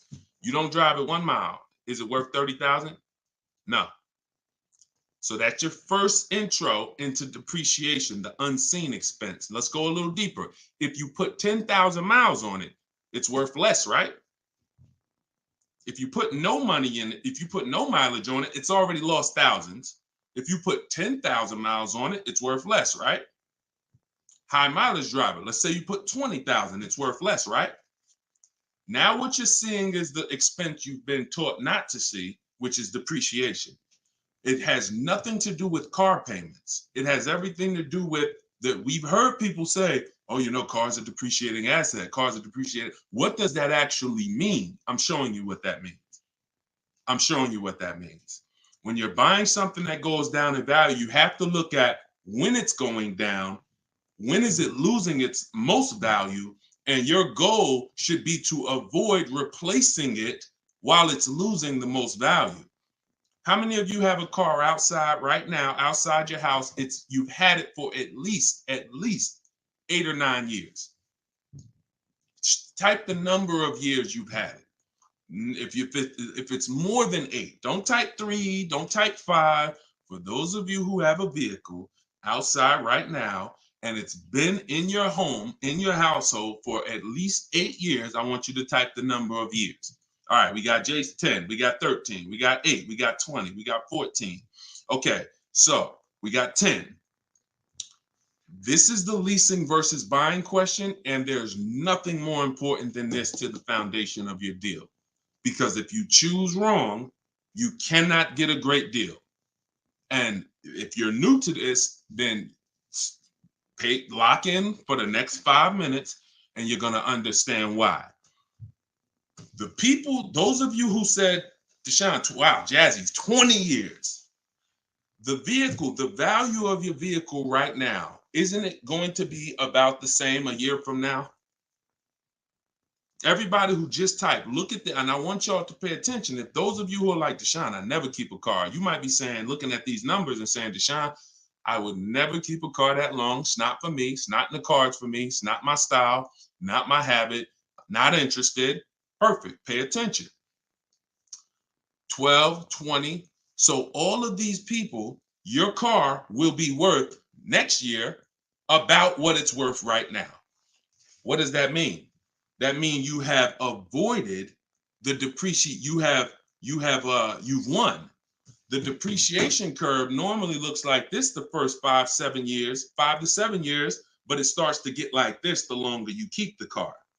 So now all of you who have answered, all of you who are watching them answer, their car depreciation curve looks like this now. It's not losing much value anymore. If you don't get to that level, there was no point in you buying the car because you're replacing it here. There's only 2 ways to go to avoid this type of depreciation. Car was worth 30, now it's worth 10, 7 years later. It's only 2 ways to avoid that type of hit. One, you're going to keep it long term. If that's not you, you should be shopping for aggressive leases. Not these leases you see in the car, in the commercials, come pay $4,000 down and all of that. These are not deals. Aggressive leases are below market prices and they're pennies on the dollar compared to what you've been paying. You cannot win buying cars and switching them like this. That's why you always have negative equity. That's why you're always never happy with what you're getting for your car. You buy your car, you come back, look 3 years later, you see what it's worth. It's always disappointing because you're trying to literally get cash back out of something that is not designed to give you any value in the short term. Leasing or long-term ownership. That's why the first thing that I teach, it's called the most important question, is how many years you keep in the car. If it's not 8, then you should be leasing.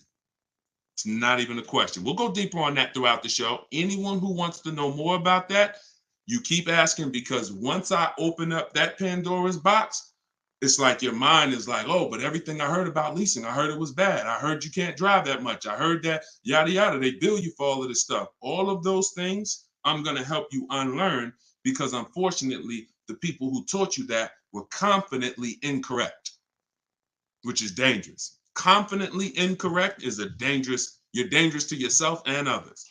So, all right, so that's the key. That's the key, Jason. Don't think about buying if you're not keeping 8 years. You're going to overspend. And we'll talk more about that throughout the broadcast. Feel free to ask follow-up questions. Go ahead, shoot the next one, and I'll go as deep on that subject as we need to for you to understand it. It'll give you some lease comparisons. You'll see what great leases look like, and you'll see how there are pennies on the dollar when you know how to get great lease deals. And that's the way you avoid the depreciation. Only 2 ways. Great lease deals, long-term ownership, 8, 10, 15 years. That's it. 2, 3, 4, 5 years, you can't avoid the depreciation buying. You just can't. You're going to lose thousands every time. Go ahead, shoot the next one up, Dolan. We're keeping the questions coming in. We're live on all platforms, so just keep typing. I'm going to try to get through as many as I can. We got a lot of questions coming from TikTok. All right, let's go. Should I put money down on a lease that I'm about to turn in? That you're about to turn in. I'm gonna assume you meant, should I put money down on the lease that you're about to get? So check it out. Here's how you shop all your lease deals from now on. there's one thing that I never want you to say again. It's really two things, but in this subject, the other thing is trade. This is down payment. I want you to eliminate the words down payment from your vocabulary because it's been used as an opportunity to get more money out of you. Who's ever went in, thought you were making a car deal, you thought you were going to put maybe $1,500 down, and then somewhere down the lines, these hidden things come like, oh, well, you got the taxes and fees, and then you end up putting more down than you thought you were going to. Has anybody that ever happened to anybody? Hit the raise your hand emoji or just type me if you've experienced that. You thought you were going to be putting this down. You might have gotten to the finance office to sign the paperwork, and now you got to come up with another 500 or 1,000 or the taxes or the fees or whatever it is, right? So I spent 14 years in the car business. For those of you who don't know me, I've seen the way we call them the 80%. 80% of people shouldn't be in the car business. They're overpriced. They'll sell their grandmother the highest price car. It doesn't matter. They have no integrity, very little morals. We don't buy from them. What you need is to learn to avoid them, and you also need to learn to find the 20% who beats them all the time.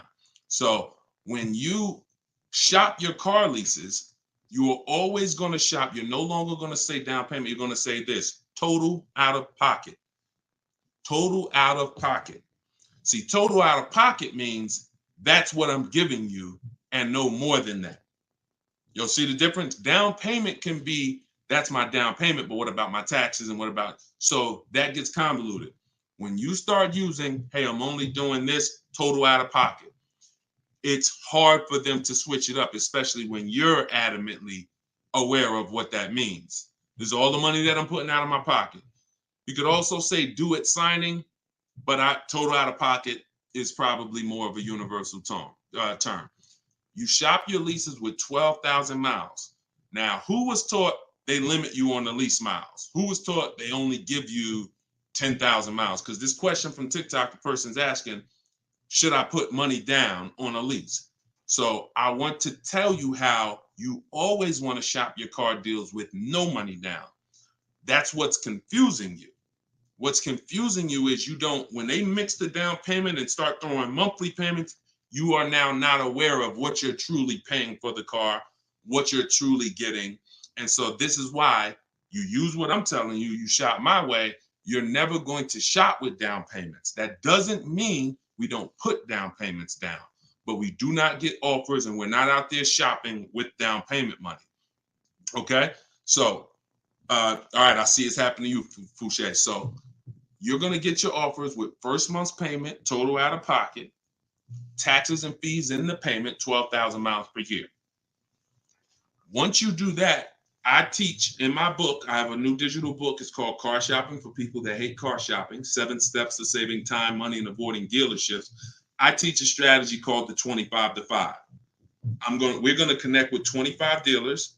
We're going to get 5 offers. We do not make a decision without at least 5 offers.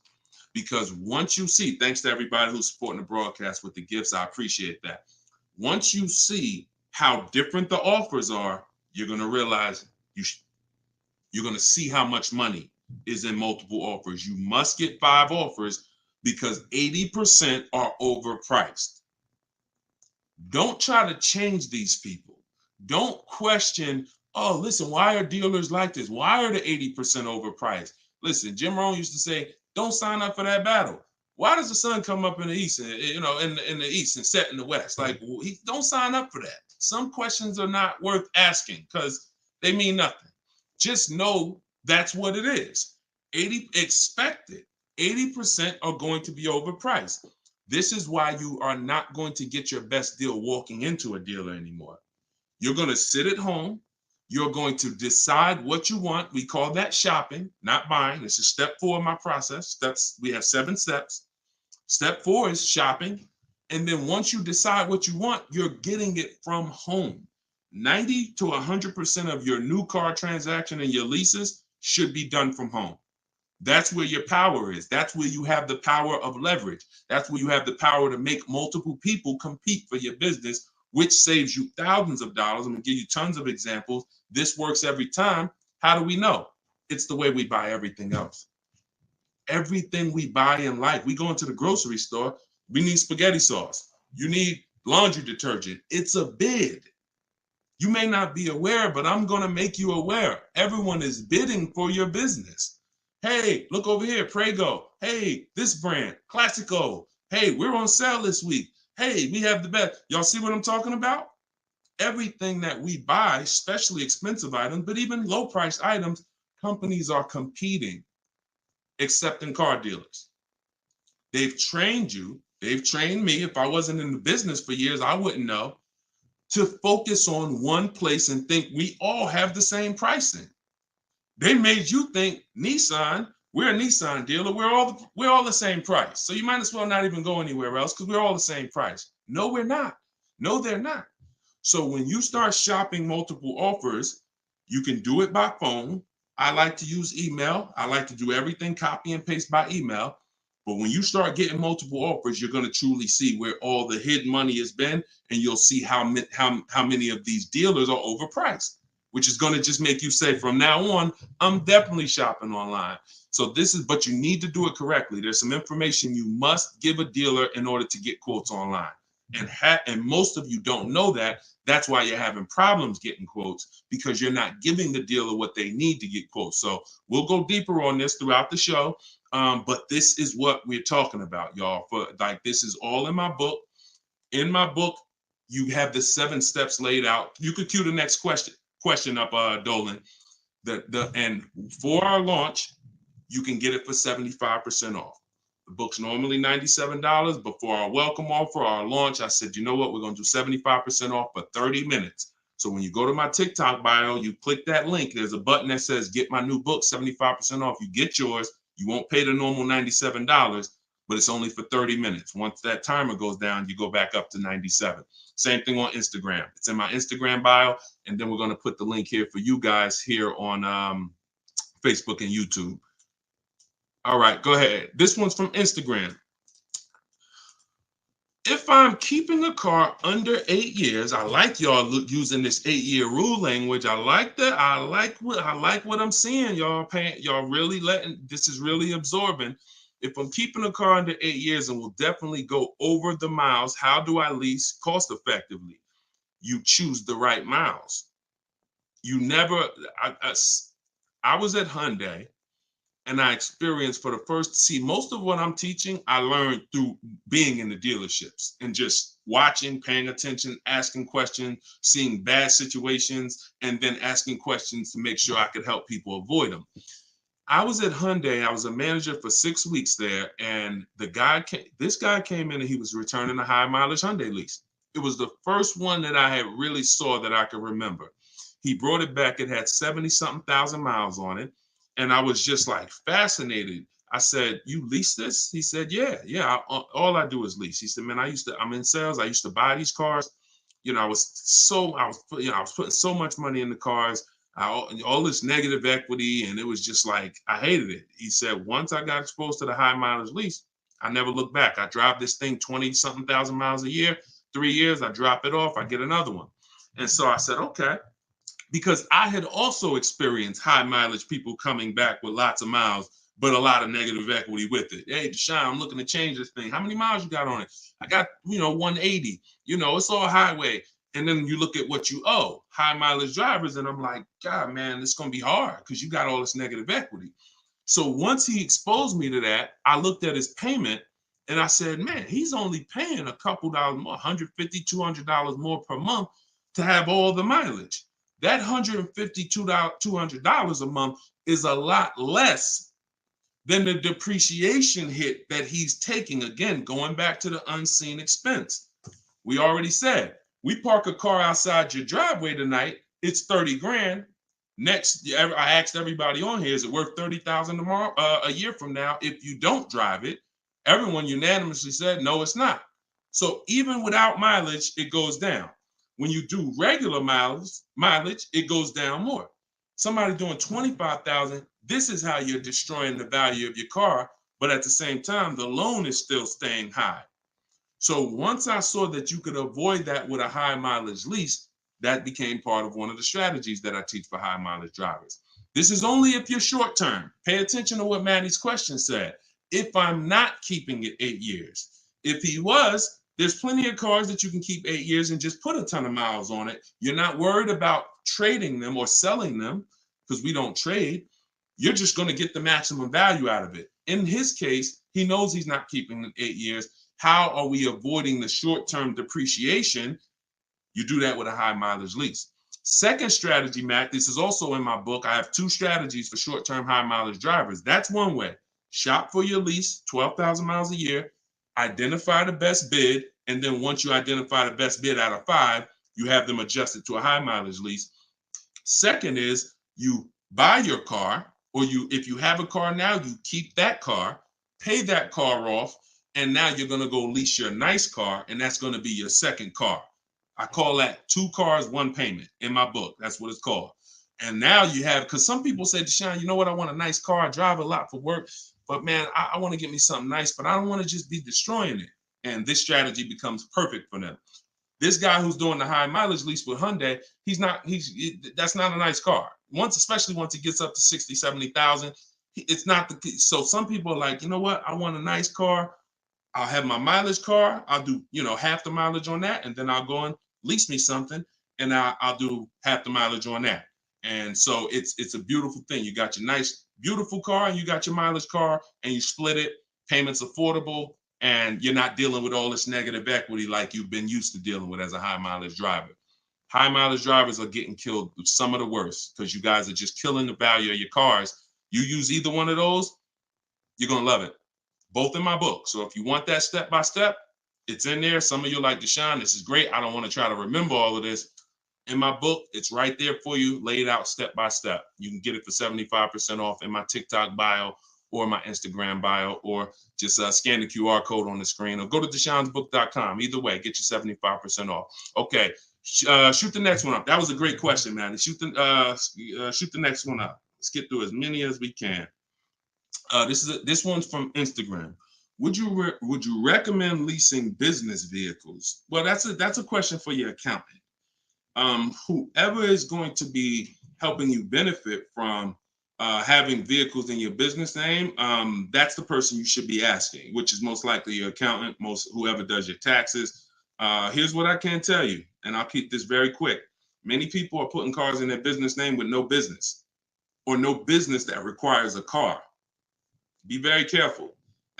There's 2 parts to this. One, whoever's going to teach you to put cars in your business name from a business strategy standpoint, that's who you need to learn from. Second is you can use what we teach to save money on the cars, because what I see these people, influencers, social media people paying for these cars, they'll never tell you what they're paying. And they go and they re-up their cars like crazy because they need it for their brand. The money they are losing, most people can't afford to lose. But unfortunately, they're desperate. But get the strategies, get the structure. I used to have people all the time ask me, Deshone, do you teach Toro and all of these, I said, look, I don't, but you need 2 people. You need me, because I'm going to teach you how to buy the inventory at below market prices. You need the business person who's going to teach you how to legitimately do the business, inventory and all of that. Those are the 2 people that you need. And without both of them, you got some incomplete counsel. But be careful listening to these people, man. If you don't have a business and you wrote off thousands of dollars in business mileage or thousands of dollars in car payments and maintenance, I don't want to be around you when you get audited. And the sad part is those people who told you this won't be around when you get audited, and you can't support that. Just be very careful we don't want a second wave of the PPP. You get a lot. Okay, that's it. We're not gonna beat a dead horse. Go ahead. Next question, Dolan. I think y'all get the point. Some videos were the worst videos to go viral. Did so much damage, still doing damage. Okay, TikTok. This one's from TikTok. Facebook, YouTube. Keep typing. We're not seeing many questions from you today. Do you recommend leasing over purchasing? So you missed what we talked about. I recommend you go back, watch the begin. See, there is no leasing or purchase. There is no either or. It's a based on how many years I'm keeping the car, I should be leasing. You can't, there is no either or. When you lease, you are not keeping your car and you are avoiding short-term depreciation, paying pennies on the dollar for brand new cars.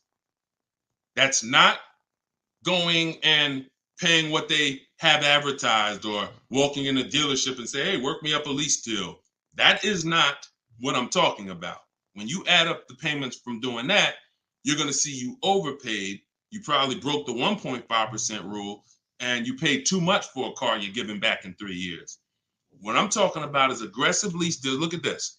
Give you an example.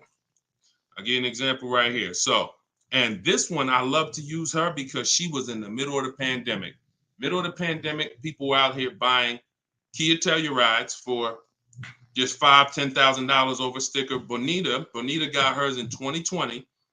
She got a 2023 Kia Telluride, put $600 down, and that was her car payment every month for 3 years, $600 on a almost $47,000 Telluride. Why is this so important? Some of you know, you may have seen the video, how much is every $5,000 in a car purchase price? How much is that per month on a loan? Every $5,000 is how much per month.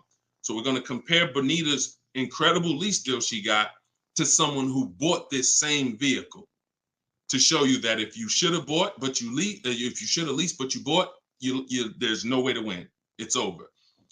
$100. Good job. So that's clicking in. Ronald, great. $100. So whenever you look at a car, you look at a $10,000 car, your mind should automatically say that's $200 a month. 5-year loan. $20,000 car, $400 a month. 5-year loan. $45,000 car, which is about what Bonita got, that's a $900 car payment.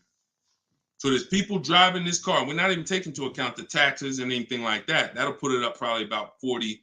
Actually, that'd be put it about 50. For her truck was 46, taxes and fees, call it 50. It's about $1,000 car payment for 5 years. She's paying $600. This is why there's no comparison. And sometimes your mind may play tricks on you. Yeah, but it's more than that. Is it?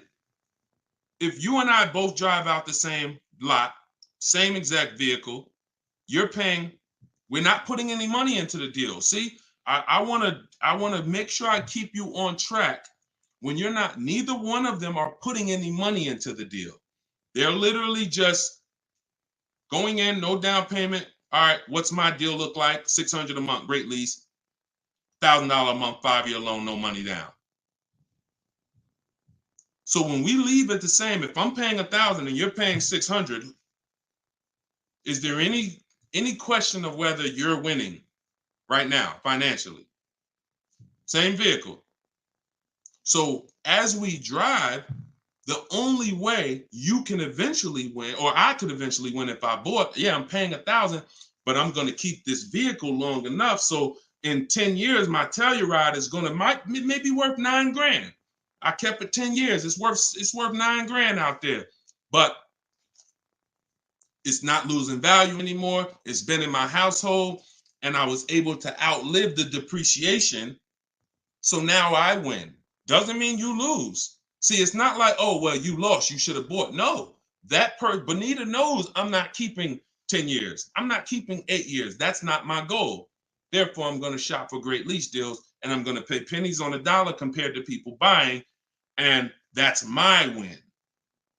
So there is no should I buy or should I lease? Do you recommend leasing over purchasing? I recommend leasing when you should be leasing, which means you're not keeping your car 8 years. I recommend buying when you should be buying, meaning you're keeping your cars 8 years. You're going to outlive depreciation, pay it off, and have a car that is not losing value in your driveway in 8, 9, 10 years. That's when both people win. And if you're stuck in the middle, then what I recommend is you get out of stuck in the middle because you're losing tons of money. Get out of being stuck. Buying leases out, buying loans, straighten them in. Get to one, choose a side. I put 2 good sides in front of you. Choose a side. All right? Good question, though. Go ahead, Dolan, cue the next one up. This was good, man. Wait, let me make sure. I'm trying to make sure I'm sharing all of this. Shout out to the sharers. Everybody getting value out of this? Type $signs if you're getting value out of the show. This is what we do. All right, go ahead, shoot it up. All right, a lot of questions from TikTok today. YouTube, y'all, come on, type the question. All right, good to see you, Melody. I see. All right, when is it a good time to buy a car? Sashi, there's no good time. There's no bad time. Dealers have to make deals. See, I want you to not believe the marketing.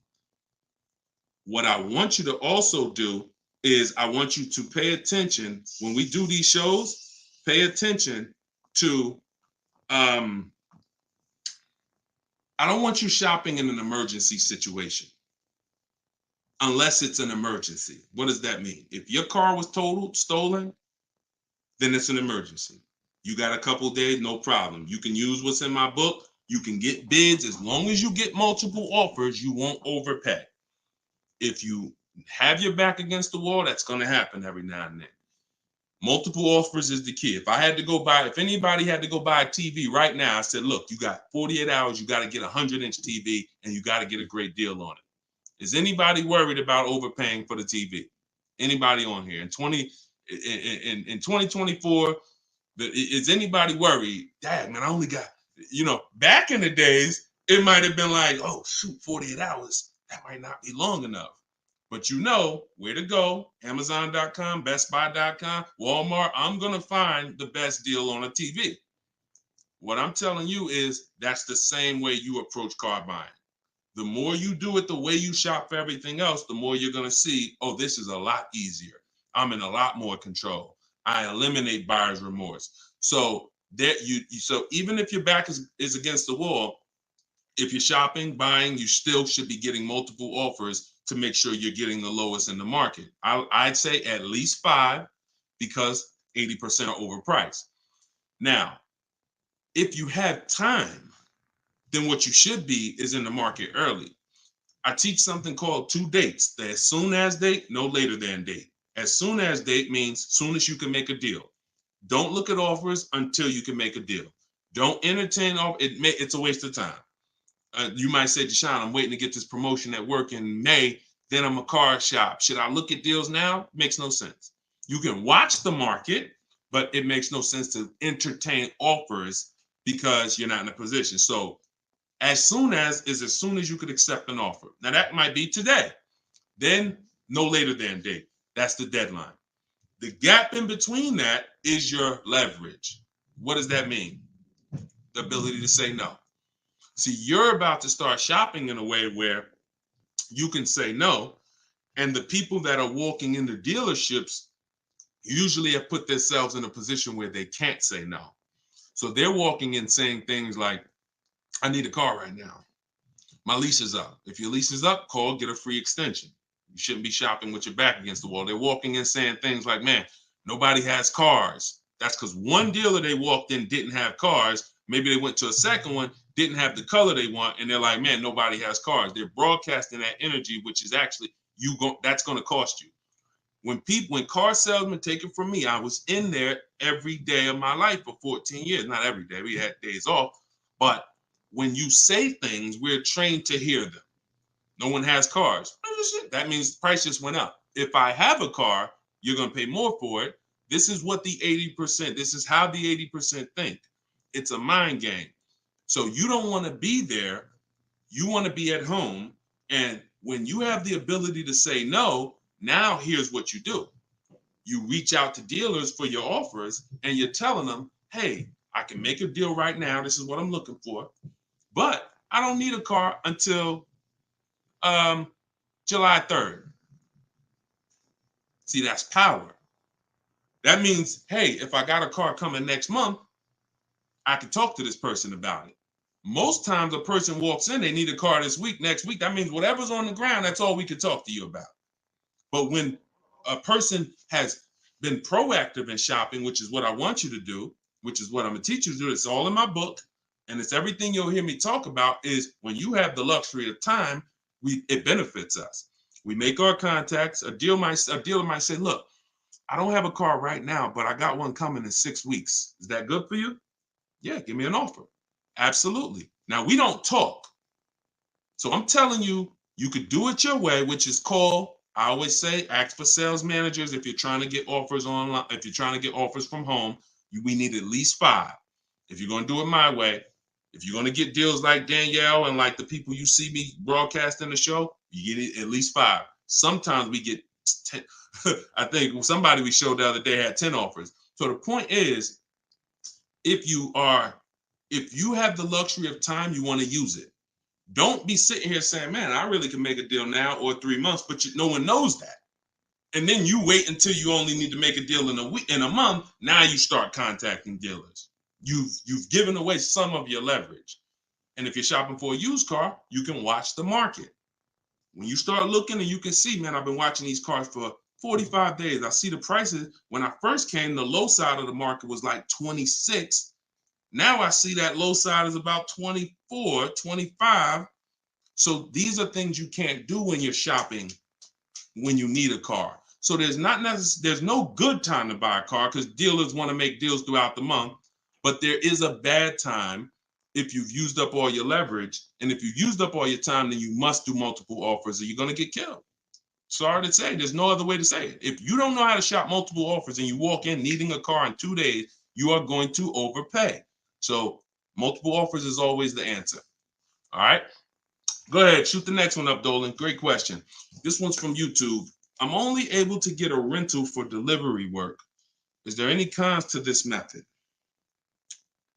I don't really, okay, I think you rephrased it. Is there a proper way to rent vehicles for work, or is it fixed market and there's no way to save money? Absolutely not. Renting is going to be way too expensive compared to, this is why when people say, who's heard leasing is like renting? Who's heard that? Type the raise your hand emoji or type me if you've heard leasing is like renting. It's one of the most ignorant statements that there's a lot of ignorant statements made about leasing, but that's one of them. Renting is expensive. Renting, you don't get a lot for your money. It's usually a short-term thing, 1 day, 1 week. You know, maybe if you had an accident, cars total 30 days. It's not meant to be long-term. So what I would tell you is if you were renting a vehicle, I would tell you try to go on Turo, try to find somebody who's willing to rent to you, possibly on a long-term basis where it's not going to be as expensive. Because I'm guessing if you're renting, there's a particular reason for that. But the money you're going to pay in renting, you should probably put some of it to the side, try to get you a car, cash, Facebook Marketplace, something to get out of that cycle and start to rebuild. In my book, I have a strategy of plan B, plan C for bad credit, where, you know, you can talk about cash, you can talk about buy here, pay here, even buy here, pay here, if done right, is better than renting. When I was 20, my second car, actually, my first one was a $500 car. And after I got a buy here, pay here Chevrolet Cavalier. It was, I put $1,500 down. I paid $50, I think, a week. And I paid off the car in a couple months. That car lasted me 6 years. So the key with buy here, pay here is to make sure you're getting a great car, a quality car, but renting, that if I had to rent a car and I'm in a position, I would try to find somebody on Turo, the lowest price per day, and then see, hey, if I did a long-term per month rental, how much would you give it to me for? I try to work that out, see how that works. All right. God bless with that. All right. Next question, Dolan. Shoot it up. We're getting a lot of questions, so I'm going to try to move faster through the answers. This one's Facebook. Once you have the car you've decided on, how do you go about getting multiple offers from dealers? Well, you could do it the manual way, which is I would see the only bad thing. See, and here's the thing. You guys know if you've been on, if this isn't your first time, if you've seen, you know I don't hold back. But I can't teach you scripts that I've written specifically so you don't have to talk. There's tons of scripts that I have in my book that you're copying and pasting from email, because when you're trying to get quotes online, you're dealing with trained people. And unfortunately, those trained salespeople are dealing with untrained customers that are not giving them what they need, not giving them the information. So 9 times out of 10, they assume anyone online doesn't really know how to shop online. they're defensive and they're not even going to give me what I need to make them an offer. That's why I keep trying to get them to come in. So when we do our copy and paste, we're giving them what we need. And that's the only reason I say I can't explain that to you. The only way to use that, like, all right, there's scripts for everything.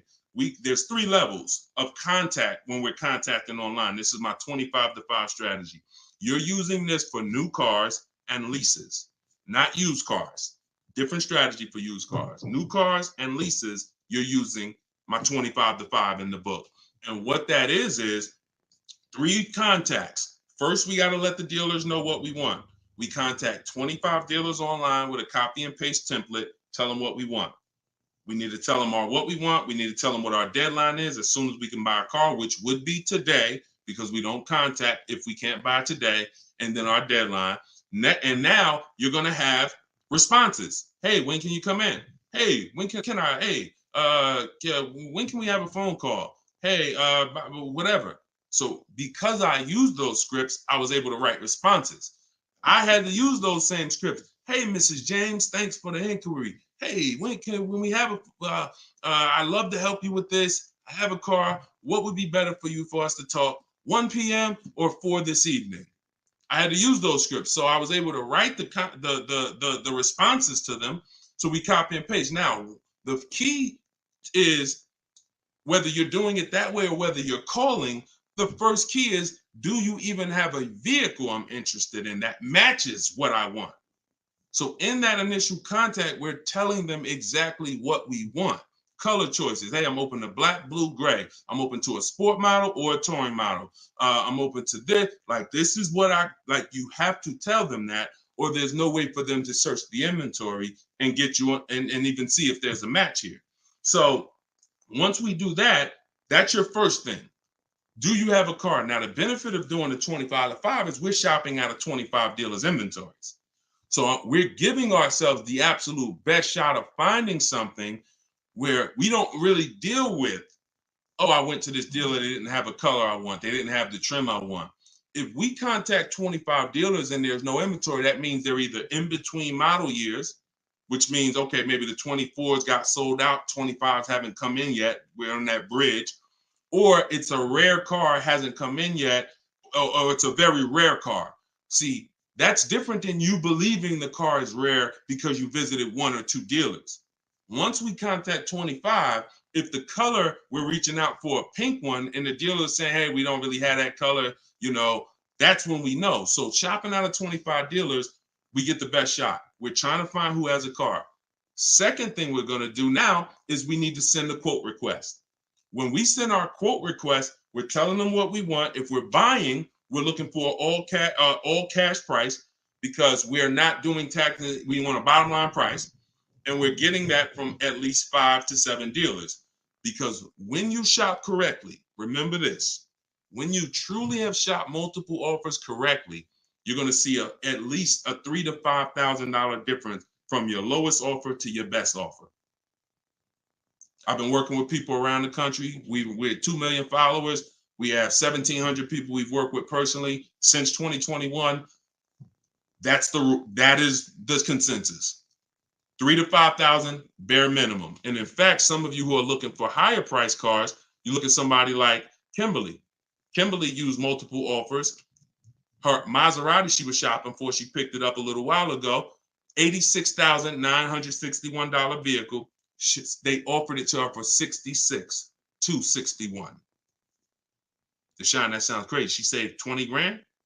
Actually, 20,700 on that offer. So now you never can pick. You don't know where the bottom is. She didn't go in saying, if I can't save 20 grand, I'm not getting it. That's not how we go in. We go in, we do multiple offers, and we let the bottom reveal itself. We don't choose the bottom. All right. So once we do that, we're getting our quotes, and there's going to be a lot of people who try to stop that. Hey, we only do business in person. When can you come in? So you need scripts to respond to all that if you're going to do it fast and shop like we shop, 60 minutes, 90 minutes. But if you're going to do it manually, then you can call sales. You can ask for sales managers and try to get them that way. But do not make a decision before you see at least 5 offers. 5 to 7 offers. Nobody who's listening to me will ever buy a car without seeing 5 to 7 offers, new cars and leases. Never. Too much money at stake. All right. So that's how we do it, Damon. That's the intro. And that's the only reason why I can't go deep on my 25 to 5, because it's totally internet based. We do it 60 minutes. So everyone who's like, Deshone, I want to use that. It's in my new digital book, Car Shopping for People That Hate Car Shopping. You can download it in my TikTok bio. You get it for 75% off as part of our launch. And it'll be in your inbox in 5 minutes. Same thing with Instagram. Go to my Instagram bio. You got 30 minutes before it goes back up to $97. Get your 75% off. And I'll post a link. Cue the next question up, Dolan. I'll post a link again for you guys here on YouTube and Facebook. Here's the emergency link. All right. This one's from Facebook. We got another question from Facebook. Hey, I'm in the USA, originally from Canada, and no credit in the USA as yet. Should I buy a used car with cash or a new one? What I'm afraid they'll give me a high rate. What do you think best option? Hey, if you got the ability to buy a used car cash, that's what I do. I'd get a great car, spend as little as possible on it, Facebook Marketplace, because I'm not looking, if I can, to go into a high interest loan when I can get me a car and then I can build my credit. I want you to follow Haley, somebody named Shonda Martin. Her brand is called Road to 750 Plus. She's very similar to me in that she does these Q&As all the time. She's live. She's a genius. She's clearly studied for many, many years to understand. And even me using her thing, her strategies, I've added at least 80 points to my credit just from things I didn't even know. Like, and the real person who's an expert is going to show you where the blind spots are, things you didn't know. And that's what Shonda is. Some of you may follow her. She's amazing. Yeah, Cavante said, yeah, she's amazing. She is. So follow her. But yeah, I would be looking to get something inexpensive, point A to point B, little as possible. Make sure you find wherever you live, ask around who's the best mechanic in town. Ask like who does everybody know in town that, you know, fixes cars, just a good guy, good woman. And you find them and you say, look, I'm about to go pick up a car. I'm gonna buy it privately. Well, can I pay you, you know, $100 to inspect it for me? Get yourself an inexpensive car, and that'll give you the ability to be on the road. At the same time, you have the ability to have the time to invest in your credit. So when you're ready to make a power move where credit's concerned with a car, be it leasing, financing, you're good. All right. But if you go buy a car overpriced interest rate, it could really set you back. It can really set you back. It's happened to too many people. Great question. Cue the next one up, Dolan. Great questions today. YouTube, should I buy a car cash or do I get a loan? It's a great question here. A lot of great questions.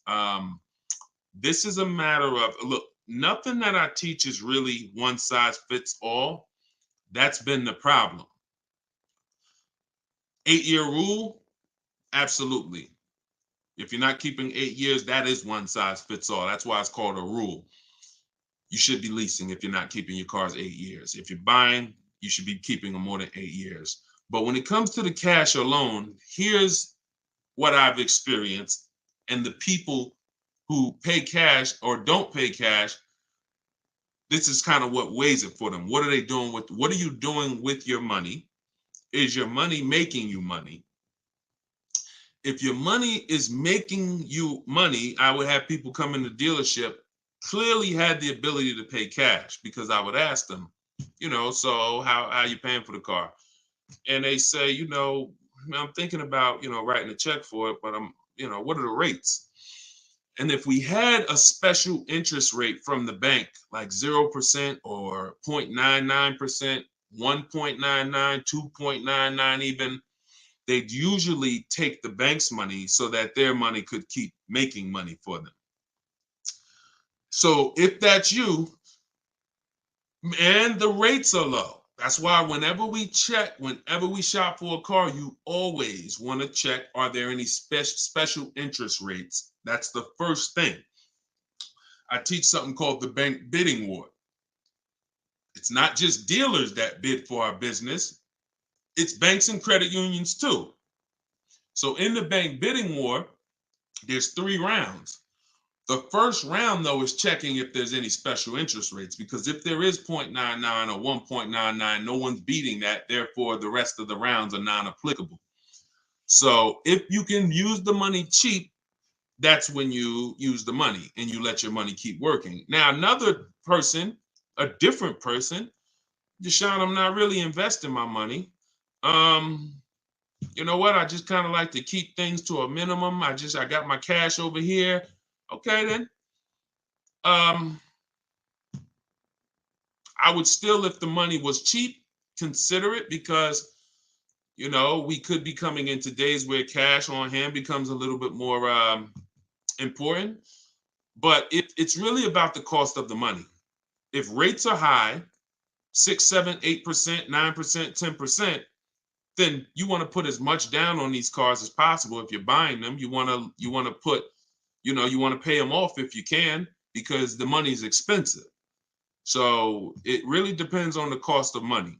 People, when the cost of money is cheap, they benefit from that, and I would think that those principles will work for anybody, and that's, you pick and choose which one of those situations fits you. But if you check the special interest rates, that usually puts it to bed. You see 0.99, it ain't no reason. Why would I? The bank's basically giving you free money to use. You can keep your cash on hand and still get the car. So I know some people don't believe in that.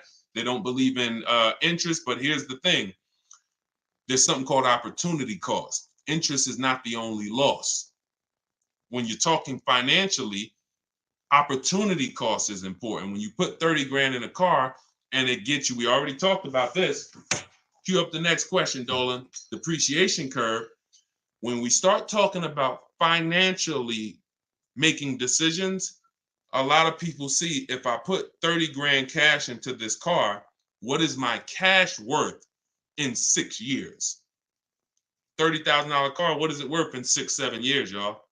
12, 10. So what's the return on that cash? It's not even positive. It's not even neutral. It's negative. So these are all the things that is like, okay, you go over that, what I just said over the last 6, 7 minutes, and you choose what makes sense for you.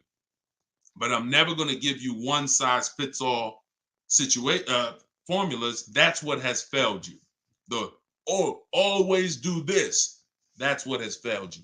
Go ahead. All right, this one's from TikTok. What's the best way to purchase a car once lease is over? Why would you want to? All you're doing. All right. Let's talk about buying our lease out. And I'm going to keep this quick because some of you know that I'm adamantly against this unless you're keeping the car 8 years. Because sometimes we look at our leases, right? And we say, oh, it's, should I buy my lease out? Here's the question. Should you lease again or should you buy a used car? When you are buying your lease out, all you are doing is buying a used car. That's it. When you look at it that way, it's going to become more clear to you. It's your car. You don't have to go search for it. You do need to make sure it's a great price relative to the market, but that's all you're doing, buying a used car. So the question becomes, should I buy a used car or should I lease? And when you realize that the 8-year rule, breaking it, is going to continue to lose you money and put you in negative equity, you won't buy your leases because you don't plan to keep them again for another 8 years. I'm going to tell you how I found this out to be horrible. Guy walks in the dealership. I'm looking at the car that he has. He says, okay, I'm looking to trade this in and get me something new. So, okay, how many years old is that? About 5 years. Okay, cool. How long you had it? I had it since it was new. Okay. All right, you know how much you owe on it? Nah, I don't know. Now, that's not a good sign, because if a person tells you they've had a car for 5 years, and they've had it since it was new, wouldn't you think it was almost paid off or paid off, right? If that makes sense, type of dollar sign. If a person said, you saw me, like, yeah, I had that car 5 years. I bought it. I've had it since it was new. Shouldn't it be almost paid off or either paid off, right? So when he said, I don't really know what I owe, I was like, okay, no problem. We'll call the bank. We'll find out. All right. So I have the used car manager look at his because everyone who's in this position, I'm going to tell them about leasing.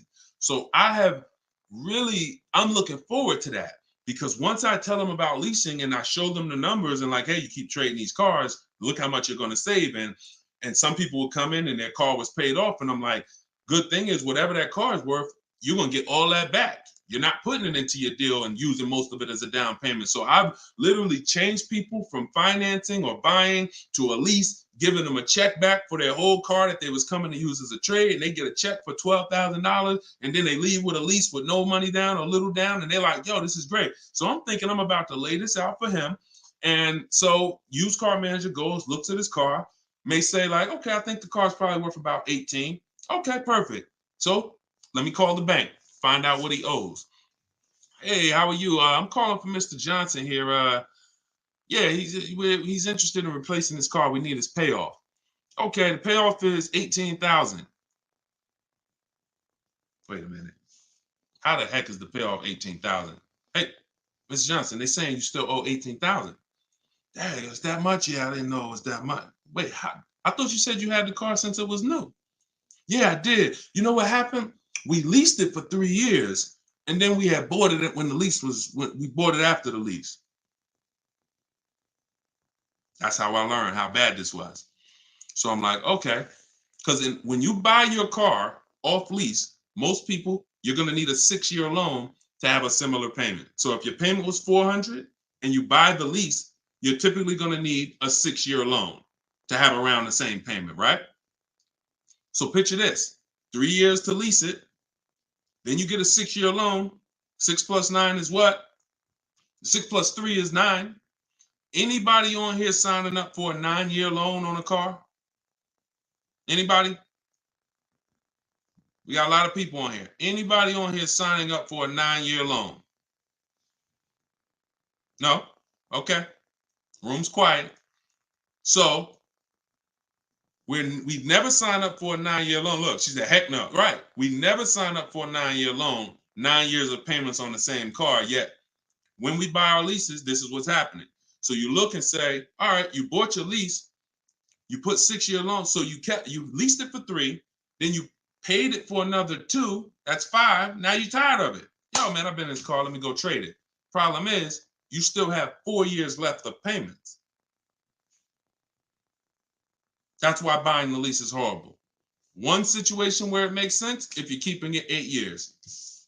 That's it. If you're going to keep it another 8 years from the day you buy it, then potentially go ahead. Because all it is again, buying a used car. If you said to Sean, should I buy a used car or lease?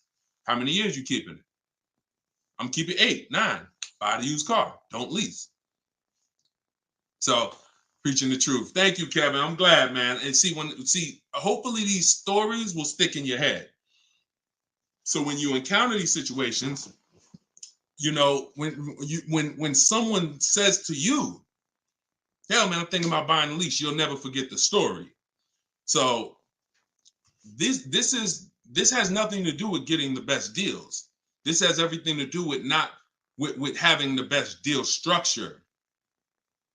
So I'm glad that clicked. Go ahead, shoot the next one up, Dolan. Oh, I see we already been on for.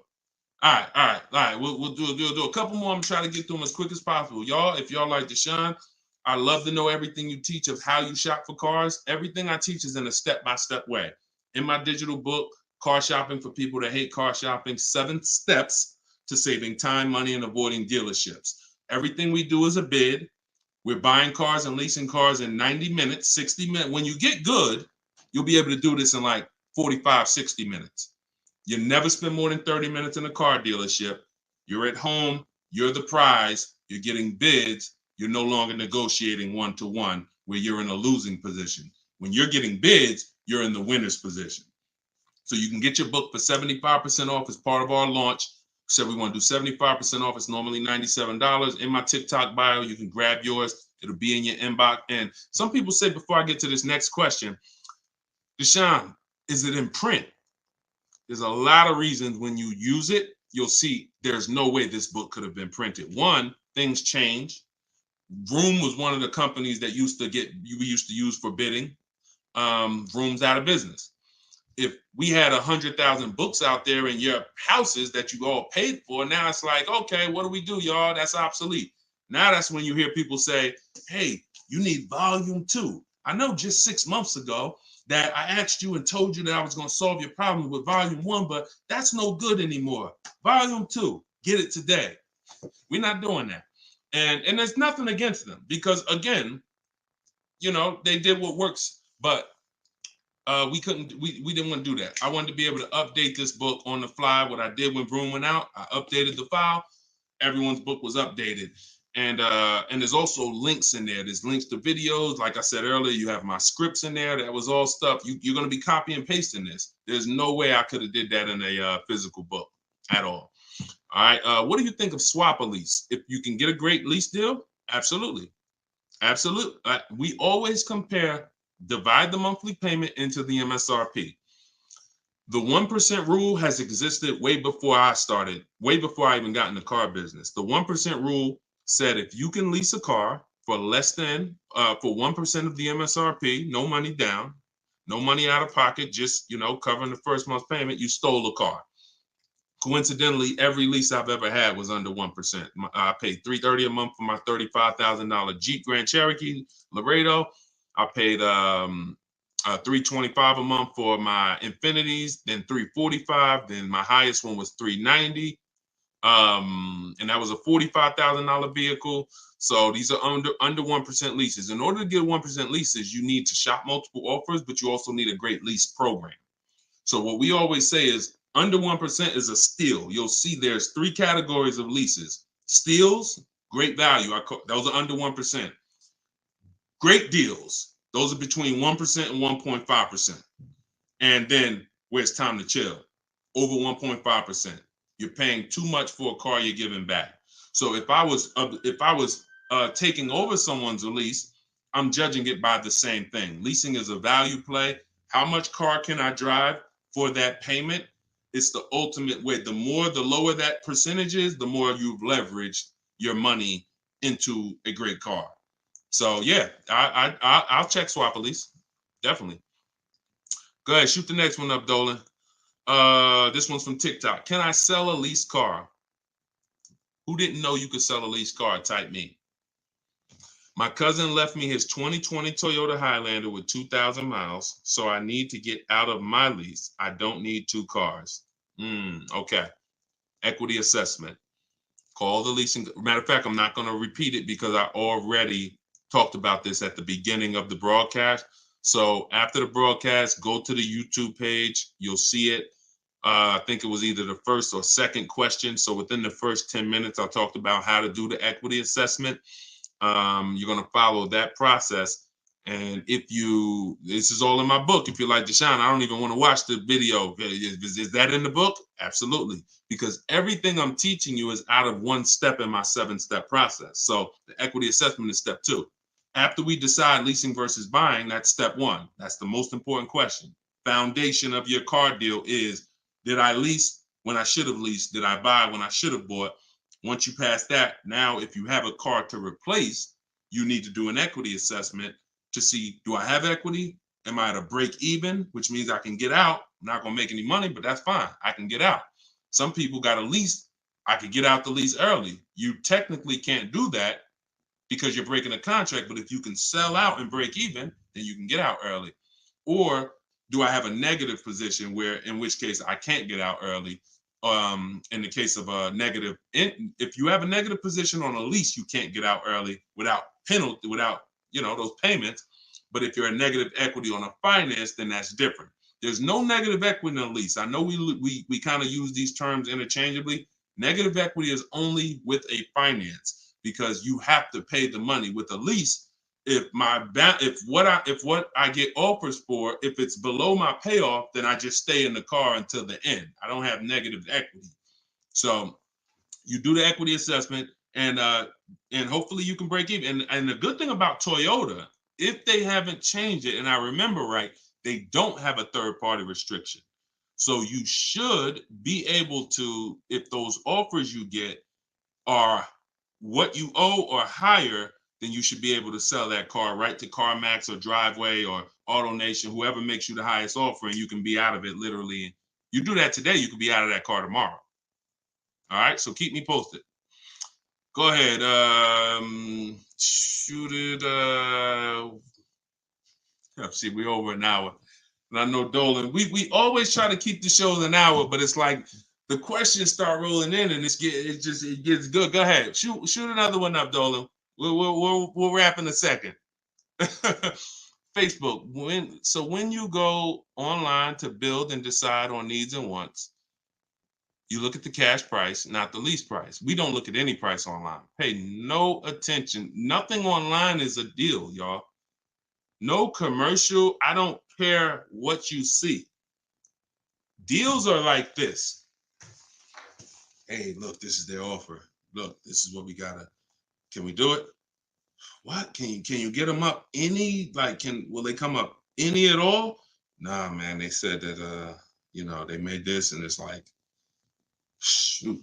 All right, let's see if you get another. Can you get another $10? If you get another $10 a month out of them, just take it. If not, then do the deal. That's a deal. You don't repeat it. You don't. I used to have to tell certain people, when you got a real deal, hey, when you come back, I'd love for you to send me friends, family, but don't tell them what you're paying, because I probably can't duplicate that, honestly. That's a deal. The whole opposite is what they advertise to you. Deals are not advertised. Deals are when the dealer makes little to no money. Little to no money. That's a below market deal. If they're putting something on a commercial, that means the dealer doesn't mind if 80 people come in and get that offer this month. You have the money down? Yeah, I want to pay the $460 a month. Okay. You have the money down? Yeah, it was $3,400, right? Okay. What about the taxes and fees? Because that's small print. All right, how much is that? That'll put you probably about another $3,200. And then I could be at that payment from the commercial? Yeah, definitely. Okay, let's do it. That's not a deal. That's not nothing special. We didn't mind making that. Come on, if that's what you want. So if you want deals, you got to understand. Don't look at commercials. Don't look on the internet. Oh, this deal is advertising this. Deals are not advertised. Let that set. All this marketing that has worked on come at the end of the month. Imagine being in a business where your customers were trained to come at the end of the month. Imagine if you had a pizza shop, a car wash, and that happened. You knew that the industry was so good at marketing that you knew the last 3 days of the month, your car wash is going to have lines around the corner. That's marketing. So dealers make deals when they're like desperate. I want to see. Nobody's here. So don't pay attention. Don't pay attention to that. Just follow the process. Oh, I see you got the book. Just follow the process. If it's not written in there, Ty, don't add to it. Don't add to it. If Deshone didn't say, go to this website and look and then write that down, don't do it. The whole purpose of why I wrote that book in that way is to take the guesswork out of it. If you find yourself like, okay, what should I do here? All right, I'm going to do this. You're probably off my path, because my path is very rigid. It's like a McDonald's system. You hear that beep, the nuggets are ready. Oh, don't change it. And then you'll get the results. We call that trusting the process. Great question. All right, y'all. We just hit an hour and 10 minutes. Y'all, I would love to do this all day. We are going to continue to do these broadcasts. Once the questions start coming in, I don't want to discount any questions. So I wish some questions I could just answer in 30 seconds. It's not possible without me just cutting it short and then you not getting the value out of it. So we try to get through as many as possible. For everyone who wants everything I teach in one place, you can get everything in my social media videos. But I think what you understand now from being on the broadcast is there's lots of different situations. So when you're moving through my social media video, you're saying, oh, he's talking about leasing here. He's talking about buying a used car here. He's talking about banks here. He's talking about high mileage here. All right, that means I got to try to piece this together myself. Same thing with the broadcast here. If you're like Deshone, I want everything in one spot, step by step. It's all in there. Leasing's in there. The high mileage paths are in there. The new car purchase paths are in there. Used car purchase paths are in there.